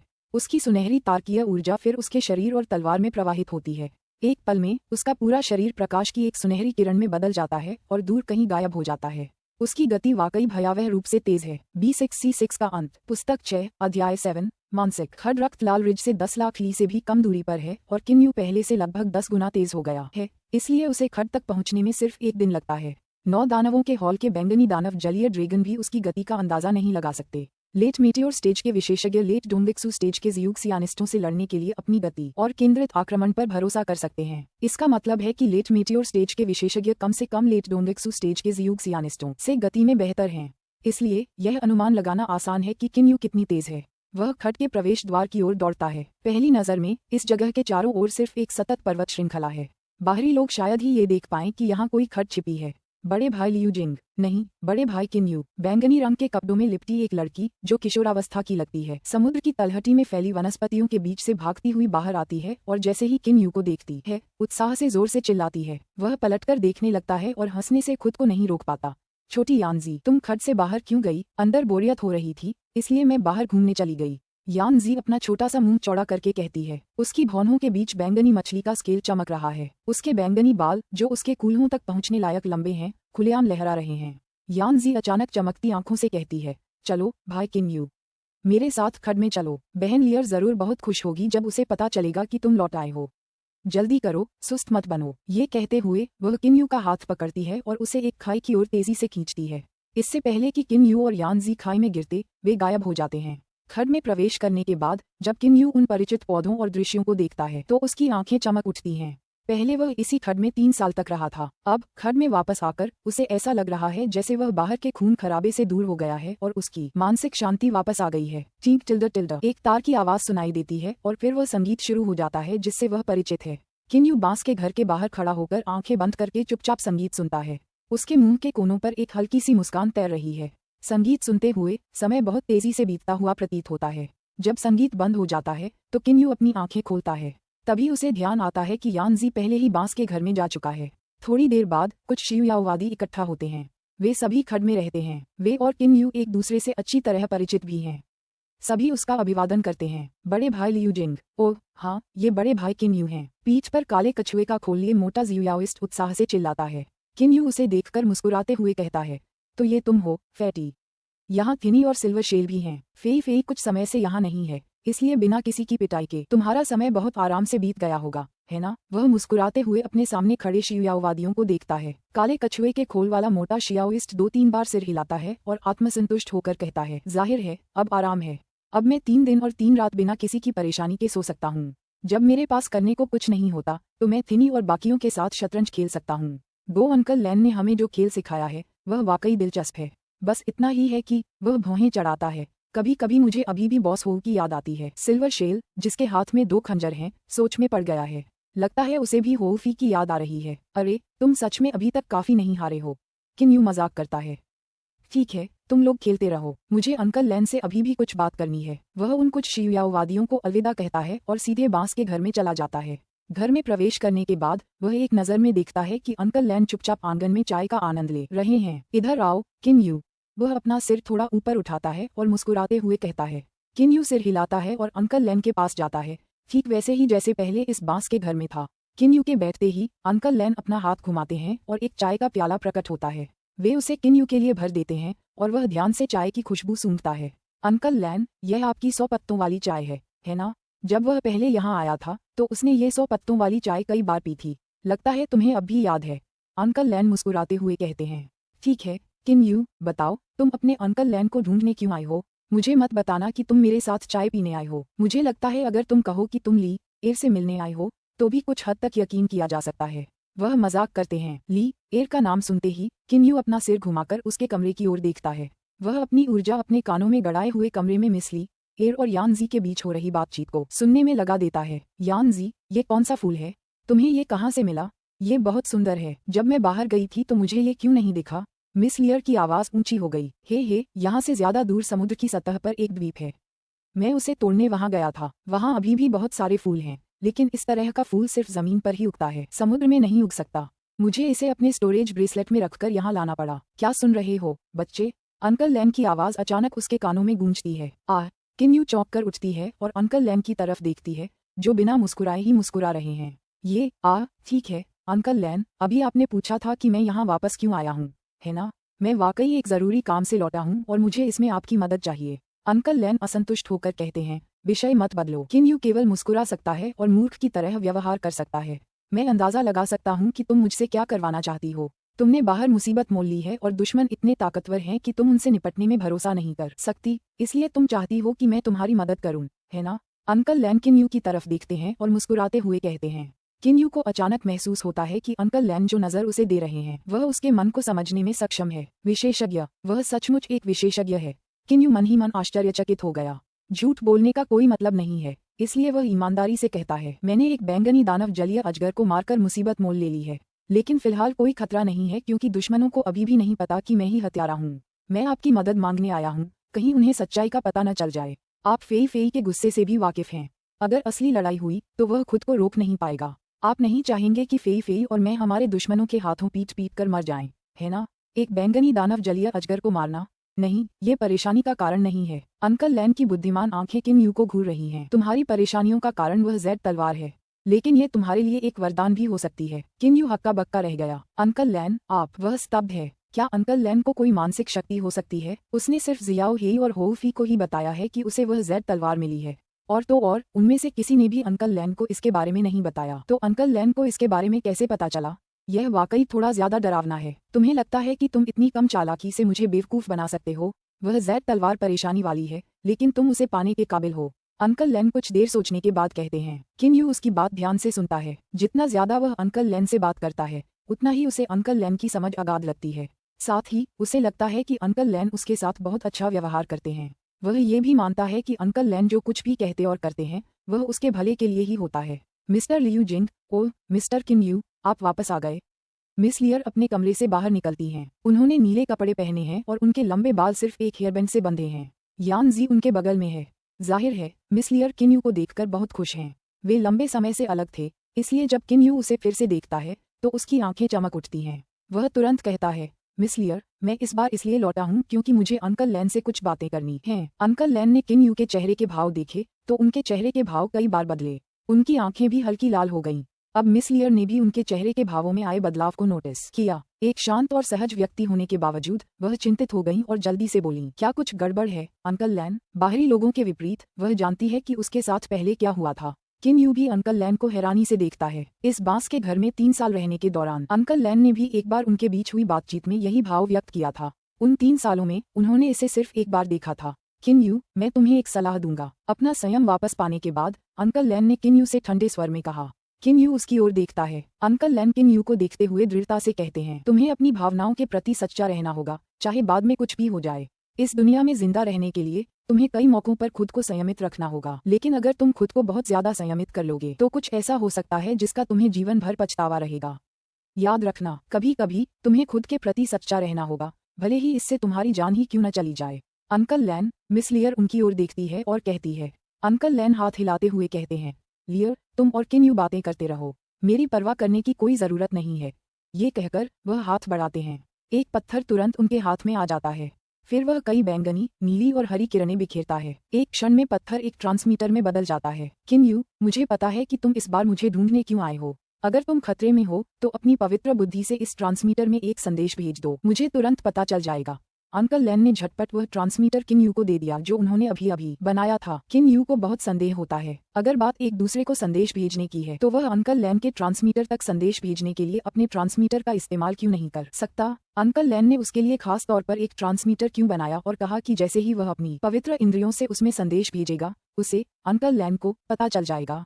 जब वह इस ट्रांसमीटर को प्राप्त करता है तो उसे लगता है कि यह विशेष है और उसने जो कुछ भी देखा है उससे अलग है, अर्थात यह कोई ऊर्जा उत्सर्जित नहीं करता है। अंकल लैन, किन यू अपना सिर उठाता है, लेकिन उसे पता चलता है कि अंकल लैन पहले ही आंगन छोड़कर अपने कमरे में वापस चले गए हैं। मिस लियर गंभीरता से किन यू को देखती हैं और कहती हैं, किन यू, चूंकि अंकल लैन ने तुम्हें ये भी बता दिया है, इसलिए तुम्हें उनकी सलाह अभी याद रखनी चाहिए, इसे भूलना मत।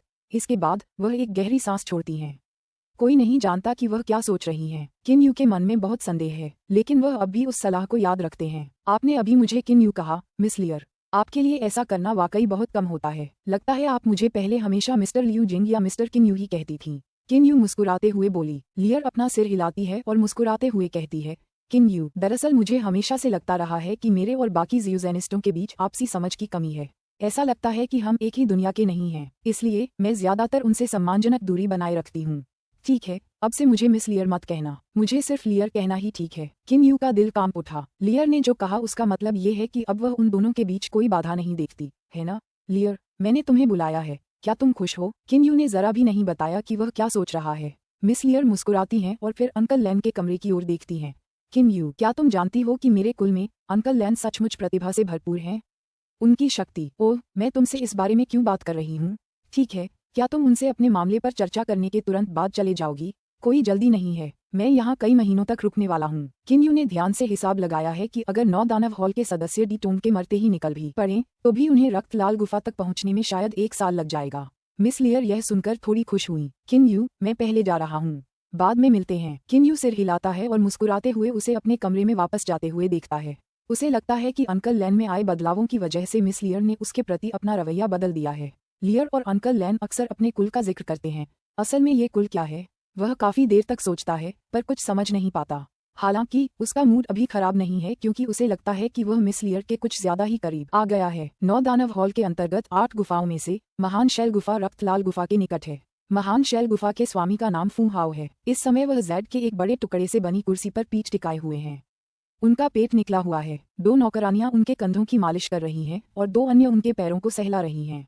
उनके दोनों ओर बैठी 2 अन्य नौकरानियां बारी बारी से उनके मुंह में कुछ दुर्लभ फल डाल रही हैं। 8 गुफाओं में फू हाओ सबसे मोटा और सबसे लालची है। वह बहुत ताकतवर नहीं है और चाहोंग से भी कमजोर है। वह अभी युवानयन के अंतिम चरण तक ही पहुंचा है, लेकिन उसका गुफा गुरु सिंहासन पहाड़ की तरह स्थिर है। ठीक है, आप सब जा सकते हैं। फू हाओ की हिजड़े जैसी ऊंची आवाज उठती है। 6 महिलाएं तुरंत झुककर उसकी जगह से चली जाती हैं। फू हाओ खुद अपनी मुलायम सफेद ठुड्डी पर हाथ फेरते और गहरी भौहें चढ़ाते हुए सोचने लगता है। वह मोटा है, लेकिन उसकी त्वचा सफेद और चिकनी है और उसकी आंखें बच्चों की तरह जीवंत हैं। दोनों पक्षों से मिली जानकारी के आधार पर 8वें महामहिम वास्तव में मर चुके हैं। अब जबकि दूसरे महामहिम, 6ठे महामहिम और 7वें महामहिम रक्तलाल गुफा की ओर दौड़ रहे हैं। 8वें महामहिम की मृत्यु का रक्तलाल गुफा से कुछ लेना देना होना चाहिए। 8वें महामहिम की स्थिति को देखते हुए वे रक्तलाल गुफा के पास क्यों गए, जो कि कियान लॉन्ग महाद्वीप के पास है। फू हाओ कुछ देर तक ध्यान से विचार करता है। क्या ये किसी खजाने की वजह से हो सकता है? अगर वह ज्यादा होशियार भी होता तो भी वह असली वजह नहीं जान पाता, क्योंकि उसे 9 तलवारों के अस्तित्व के बारे में कुछ भी नहीं पता। अचानक फू हाओ एक लाल प्रकाश किरण चमकती है और फू हाओ के सामने एक छायाचित्र प्रकट होता है। आने वाला व्यक्ति बहुत दुबला पतला और सीधा है, खंभे की तरह, और उसने रक्त लाल चोगा पहना हुआ है। उसके चेहरे के भाव बर्फ जैसे ठंडे और गंभीर हैं। अगर वह मुस्कुरा भी दे तो भी उसके चेहरे पर एक गंभीर भाव होगा। जैसे ही फू हाओ इस आदमी को देखता है, उसकी आंखें चमक उठती हैं। वह झुकता है और चेहरे पर एक बड़ी मुस्कान के साथ कहता है, नमस्कार लॉर्ड टैंग। क्या मैं पूछ सकता हूँ कि आप मेरे यहाँ क्यों आए हैं? मैं आपको जो कुछ भी जानता हूँ वह जरूर बताऊंगा। उसकी मधुर मुस्कान और उसके गोरे चिकने मोटे चेहरे ने उसे वाकई प्यारा बना दिया है। 9 दानव हॉल के 3 महामहिमों को आपको संदेश भेजना चाहिए था। क्या मैं गलत हूँ? ये लॉर्ड टैंग मुस्कुराते हुए कहता है। उसकी मुस्कुराहट के बावजूद उसकी आंखें सर्दियों की रात में 2 तारों की तरह बर्फ की तरह ठंडी हैं। टिप्पणी तारांकन लॉर्ड टैंग और टैंग बी का चीनी भाषा में उपनाम एक ही है। B6C7 का अंत। पुस्तक 6 अध्याय 8 B6C8 किम यू और लियर। फू हाओ मन ही मन चौंक गया। नीला ड्रैगन महल वाकई बहुत भयानक है। ऐसा लगता है कि इसने 9 दानवों के हॉल में बहुत सारे जासूस बिठा दिए हैं। लॉर्ड टैंग वाकई बहुत भयानक हैं। उन्हें तो ये भी पता है कि 3 महापुरुषों ने मुझे संदेश भेजा है। वह बिजली की तरह सोचते हैं और एक पल में बेहद हैरान होते हुए अविश्वास से कहते हैं, लॉर्ड टैंग आपको इसके बारे में कैसे पता चला? लॉर्ड टैंग अभी भी गंभीर भाव से बोलते हैं, तुम्हें ये पूछने की जरूरत नहीं है कि मुझे क्यों पता था। अब तुम्हें बस मेरे हर सवाल का जवाब देना है। हाँ, कृपया बेझिझक मुझसे पूछें लॉर्ड टैंग, फू हाओ सम्मानपूर्वक कहता है। लॉर्ड टैंग ने ठंडे स्वर में पूछा, वे 3 महापुरुष कौन हैं जो अभी अभी 9 दानव हॉल से बाहर निकले हैं?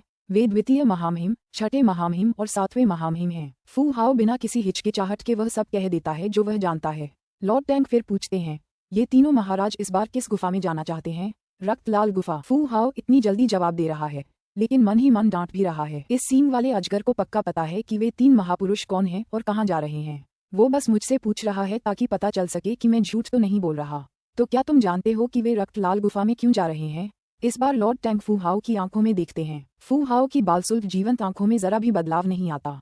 वह तुरंत शक्तिहीन भाव से कहता है, प्रभु टैंग, मुझे इस बारे में कुछ नहीं पता। मेरी महान शैल गुफा तो बस एक छोटी सी शक्ति है। अगर द्वितीय महामहिम ने मुझे कई बार संदेश न भेजे होते तो मुझे कुछ भी पता न चलता। लॉर्ड टैंग ने अपना सिर हिलाया। 8वें महामहिम की मृत्यु एक बड़ा रहस्य है और 9 दानवों का हॉल भी इसे छिपाने की पूरी कोशिश कर रहा है। उसे खुद भी 8वें महामहिम की मृत्यु का निष्कर्ष निकालने के लिए विभिन्न स्रोतों का सहारा लेना पड़ा, इसलिए फू हाओ के लिए कुछ भी न जानना असामान्य नहीं है। यद्यपि लॉर्ड टैंग को फू हाओ के उत्तर से कोई आपत्ति नहीं है, फिर भी उनका चेहरा काला पड़ जाता है। ये देखकर फू हाओ कुछ भयभीत प्रतीत होता है। तो फिर मैं आपसे पूछता हूँ, उन 3 महापुरुषों और आपने संदेशों में एक दूसरे से क्या कहा? लॉर्ड टैंग तुरंत पूछते हैं। फू हाओ ने घबराकर तुरंत कहा, बहुत सी बातें थीं क्योंकि द्वितीय महामहिम और मैंने एक दूसरे को कई बार संदेश भेजे थे। आप क्या चाहते हैं कि मैं आपको बताऊं? लॉर्ड टैंग का चेहरा बदल गया। वह चिल्लाया, उसने तुमसे क्या पूछने के लिए मैसेज किया था? मुझे सब कुछ विस्तार से बताओ, कुछ भी मत छोड़ना। हाँ, फू हाओ तुरंत हड़बड़ाकर बोला, महाराज ने सबसे पहले मुझसे पूछा कि क्या रक्तलाल गुफा में कोई बदलाव हुआ है।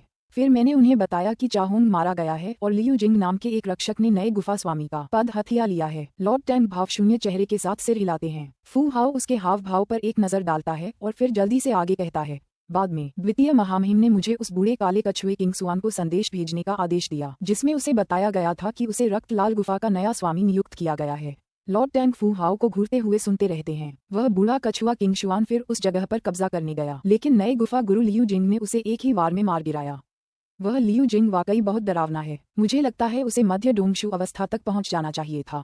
ओह, मुझे समझ नहीं आ रहा कि एक विशेषज्ञ जो किंग शुआन को एक ही वार में मार सकता था, वह पहले उसका संरक्षक बनने को क्यों तैयार था। यह वाकई अजीब है। फू हाओ बड़बड़ाने लगता है। बकवास मत करो, मैंने तुमसे और कुछ नहीं पूछा। मुझे सिर्फ डी किंग और तुम्हारे बीच के संदेशों की परवाह है। लॉर्ड टैंग ठंडे स्वर में चिल्लाए। हाँ हाँ। फू हाओ ने जल्दी से आज्ञा मान ली। तीनों महाराजों को जब ये बात पता चली तो उन्हें इस गुफा स्वामी लियू जिंग की बहुत परवाह होने लगी। उन्होंने मुझे आदेश भी दिया कि मैं अपने अधीनस्थों को गुप्त रूप से रक्तलाल रिज पर भेजकर उससे जुड़ी हर चीज की जांच करूं। फू हाओ अचानक कहना बंद कर देता है। हो, लॉर्ड टैंग की आंखें ठंड से चमक उठीं। बस इतना ही सर, फू हाओ घबराहट में कहता है। लॉर्ड टैंग की तीखी नजर थोड़ी कम हो जाती है। फिर वे कहते हैं, ओह बस इतना ही। उन्होंने मुझे कुछ और मैसेज भी किए, लेकिन उन्होंने सिर्फ रक्तलाल गुफा से जुड़ी चीजों के बारे में ही पूछा। हालांकि मुझे कुछ भी नहीं पता था, इसलिए मैंने उनसे कहा कि मुझे बहुत कम जानकारी है या बिल्कुल भी नहीं। ये मैसेज बताने लायक नहीं है। फू हाओ तुरंत और स्पष्ट रूप से समझाता है। लॉर्ड टैंग सिर हिलाते हैं और फिर कुछ देर सोचते हैं। फू हाओ, वह अचानक मुस्कुराया। याद रखना, अगर तुम हमारी सेवा करोगे तो हम तुम्हारे साथ अन्याय नहीं करेंगे। मुझे विश्वास है कि 9 दानवों के भवन से वे तीनों महापुरुष जल्द ही महान शैल गुफा में विश्राम के लिए जरूर आएंगे। उस समय वे तुमसे बहुत कुछ पूछेंगे। तुम्हें मुझे अपने ट्रांसमीटर के जरिए वे जो भी पूछेंगे और कहेंगे वह सब बताना होगा। हाँ लॉर्ड टैंग, फू हाओ मुस्कुराते हुए सम्मानपूर्वक कहता है। अचानक फू हाओ की आंखें चमक उठीं और उसने लॉर्ड टैंग के हाथ की हथेली के ऊपर किसी चीज को घूरना शुरू कर दिया। वह एक तैरता हुआ क्रिस्टल था, एक उच्च स्तरीय क्रिस्टल। उसकी सांसें भी तेज हो गई हैं। जब 9 दानव भवन के 8वें महामहिम के स्थानिक वलय में भी केवल 5 उच्च श्रेणी के क्रिस्टल थे, तो कल्पना की जा सकती है कि यह उच्च श्रेणी का क्रिस्टल कितना दुर्लभ और मूल्यवान होगा। आमतौर पर 9 दानव भवन के अंतर्गत 8 गुफाओं के स्वामी जैसी क्षमता वाले शिवयाओवादियों के लिए उच्च श्रेणी के क्रिस्टल प्राप्त करना बहुत कठिन होता है। हाँ, हम पिछले 2 वर्षों में आपके व्यवहार से काफी संतुष्ट हैं, इसलिए यह उच्च श्रेणी का क्रिस्टल आपको पुरस्कार के रूप में दिया जाता है। लॉर्ड टैंग ने अपना हाथ हिलाया और वह क्रिस्टल तुरंत फू हाओ के सामने उड़ गया। इस उच्च स्तरीय क्रिस्टल को प्राप्त करने के बाद फू हाओ जल्दी से कहता है, चिंता मत करो स्वामी टैंग, जब तक मुझे कुछ पता चलेगा मैं आपको जरूर बताऊंगा। कुछ समय बाद जब वे तीनों महापुरुष यहाँ आएंगे तो मैं आपको उनकी हर बात और हर काम का संदेश दूंगा। फू हाओ का अंतिम वाक्य सुनकर लॉर्ड टैंग एक दुर्लभ मंद मुस्कान देते हैं। बहुत अच्छा, तुम बहुत होशियार हो। अगर तुम 9 डेमन्स हॉल के बजाय हमारे लिए काम करो तो तुम्हारा भविष्य निश्चित रूप से ज्यादा उज्जवल होगा। मुझे लगता है तुम मेरी बात समझ रहे हो। लॉर्ड टैंग के ऐसा कहते ही उनका लाल वस्त्र फड़फड़ाता है और वे बड़ी तेजी से वहां से चले जाते हैं। वे बिना किसी रुकावट के अपनी मर्जी से ग्रेट शेल गुफा में आते जाते रहे हैं। उनके लिए फू हाओ के पहरेदार और प्रतिबंधात्मक मंत्र बस दिखावे के लिए हैं। 1 महीने बाद जब फू हाओ एक खूबसूरत महिला के साथ बिस्तर पर लौट रहा होता है तो वह अचानक रुक जाता है। प्रिय, तुम पहले जा सकती हो, वह अनिच्छा से आदेश देता है और तुरंत कपड़े पहन लेता है। जब कमरे में कोई नहीं होता तो एक मोटा आदमी प्रकट होता है और उस जेड कुर्सी पर पीछे की ओर झुक जाता है जिस पर फू हाओ अक्सर बैठता है। यह आदमी उससे भी मोटा और छोटा है। छोटे कद के मोटे आदमी की पतली मूंछें हैं जिनमें बालों की 2 पंक्तियां हैं जो खंजर की तरह दिखती हैं। लॉर्ड लू, अभी तो सिर्फ आधा साल ही हुआ है और तुम फिर से मेरा खजाना खाने आ गए। लॉर्ड टैंग को देखने के उलट फू हाओ इस लॉर्ड लू को देखकर बहुत सहज व्यवहार करता है, लेकिन उसके चेहरे के भाव कड़वे हो गए हैं। नाटा मोटा आदमी अपनी मूंछों पर हाथ फेरता है और फिर हंसते हुए कहता है, हाँ, तुम्हारा रक्त लाल ज्वलंत शहद वाकई बहुत स्वादिष्ट है, इसलिए इसमें कोई शक नहीं। तुम मुझे एक और कटोरा क्यों नहीं देते? कटोरा? फू हाओ अचानक चीखता है जैसे उसे चाकू से काट दिया गया हो। तुमने कटोरा भी कहा? मेरे पास कुल 3 छोटी बोतलें ही हैं। अगर उन्हें एक साथ भी रख दिया जाए तो भी एक कटोरा नहीं भरेगा। वह गुस्से से कहता है, लेकिन उसका चेहरा अचानक पीला पड़ जाता है। लॉर्ड लू बुरी तरह हंसते हुए कहते हैं, हाँ हाँ, अरे बाप रे, तुम्हारे पास अभी भी 3 बोतलें हैं, जबकि पिछली बार तुमने मुझे बताया था कि तुम्हारे पास सिर्फ एक है। जब तक तुम मुझे 2 बोतलें नहीं दोगे तब तक ये सोचना भी मत कि तुम ठीक होगे। बताओ, तुम क्या चाहते हो? मुझे सम्मान से दोगे या मैं तीनों बोतलें छीन लूंगा। फू हाओ और लॉर्ड लू को मिठाइयाँ बहुत पसंद हैं। ये रक्त लाल ज्वलंत शहद न केवल खाने वालों को अंदर से सुखद जलन का एहसास कराता है, मानो वे शराब पी रहे हों, बल्कि यह अनोखा मीठा भी होता है। इसलिए इन दोनों मोटे लोगों को इसकी लत लग गई है। 2 बोतलें? अरे, इसके बजाय मुझे मार डालो। फू हाओ आज्ञा मानने के बजाय मरना पसंद करेगा। कुछ देर मोलभाव करने के बाद वह अंततः अनिच्छा से लॉर्ड लू को रक्त लाल ज्वलंत शहद की 1.5 बोतल सौंप देता है। लॉर्ड लू के संतुष्ट भाव देखकर उसके हृदय में गहरा दर्द होता है। लॉर्ड लू बोतल खोलते हैं और शहद की खुशबू को हल्के से सूंघते हैं। ऐसा लगता है जैसे उन्हें ऐसा करने में बहुत मजा आ रहा है, लेकिन साथ ही वे कहते हैं, ठीक है, अब मुख्य काम शुरू होता है। मुझे ज्यादा कुछ कहने की जरूरत नहीं है ना? मुझे वो सब बता दो जो तुम जानते हो। फू हाओ मन ही मन निराश है, धिक्कार है। पिछले 2 सालों में ऐसा क्या हो गया है कि एजियो ड्रैगन पैलेस और ब्लू वाटर मैंशन दोनों मुझे ढूंढने आए हैं? क्या मैं लोकप्रिय हो गया हूँ? लेकिन मुझे काफी फायदा भी हुआ है। दरअसल ये लॉर्ड लू और लॉर्ड टैंग पिछले 2 सालों में ही फू हाओ के पास आए हैं। दोनों ने फू हाओ को अपने लिए काम करने को कहा है, क्योंकि वे बहुत शक्तिशाली विशेषज्ञ हैं। फू हाओ सिर्फ उनके आदेशों का पालन ही कर पाया है। लॉर्ड टैंग और लॉर्ड लू बहुत गुप्त रहते हैं और जब भी वे यहाँ आते हैं तो किसी और को अपनी ओर ध्यान नहीं देते। बातचीत के बाद लॉर्ड लू को अंततः पता चल जाता है कि वह क्या जानना चाहता था, लेकिन वह स्पष्ट रूप से लॉर्ड टैंग की तुलना में कुछ अधिक कंजूस है, क्योंकि अंत में वह फू हाओ को केवल एक उच्च श्रेणी के पवित्र हथियार से पुरस्कृत करता है, जिसके कारण स्वाभाविक रूप से फू हाओ उसे गुप्त रूप से शाप दे देता है। जब फू हाओ लॉर्ड लू को जाते हुए देखता है तो वह चुपके से राहत की सांस लेता है। बुरा नहीं, खुशकिस्मती से मैं इतनी जल्दी में था कि तुरंत कह सका कि मुझे 9 की बजाय 3 बोतलें रक्त लाल फ्लेमिंग हनी मिली। वह दिल से अपने किए पर खुश है। फिलहाल फू हाओ 3 महाशक्तियों के बीच फंसा हुआ है और हर दिन डर के साए में गुजर रहा है, लेकिन उसने काफी कुछ हासिल भी किया है। वह नहीं जानता कि नीला ड्रैगन महल, नीला पानी का भवन और 9 दानव भवन आमतौर पर 8 गुफाओं जैसी छोटी शक्तियों की परवाह नहीं करते और न ही उनमें जासूसों को घुसाते हैं। उदाहरण के लिए नीला ड्रैगन महल ने केवल 9 दानव भवन और नीले पानी के भवन में ही जासूसों की घुसपैठ कराई है। यहाँ तक कि 9 दानव हॉल ने भी कभी अपने नीचे स्थित 8 गुफाओं की परवाह नहीं की। 2 साल पहले एजियो ड्रैगन पैलेस और ब्लू वाटर मैंशन को पता चला कि 9 डेमन्स हॉल के 8वें महाराज हॉल छोड़कर चले गए हैं।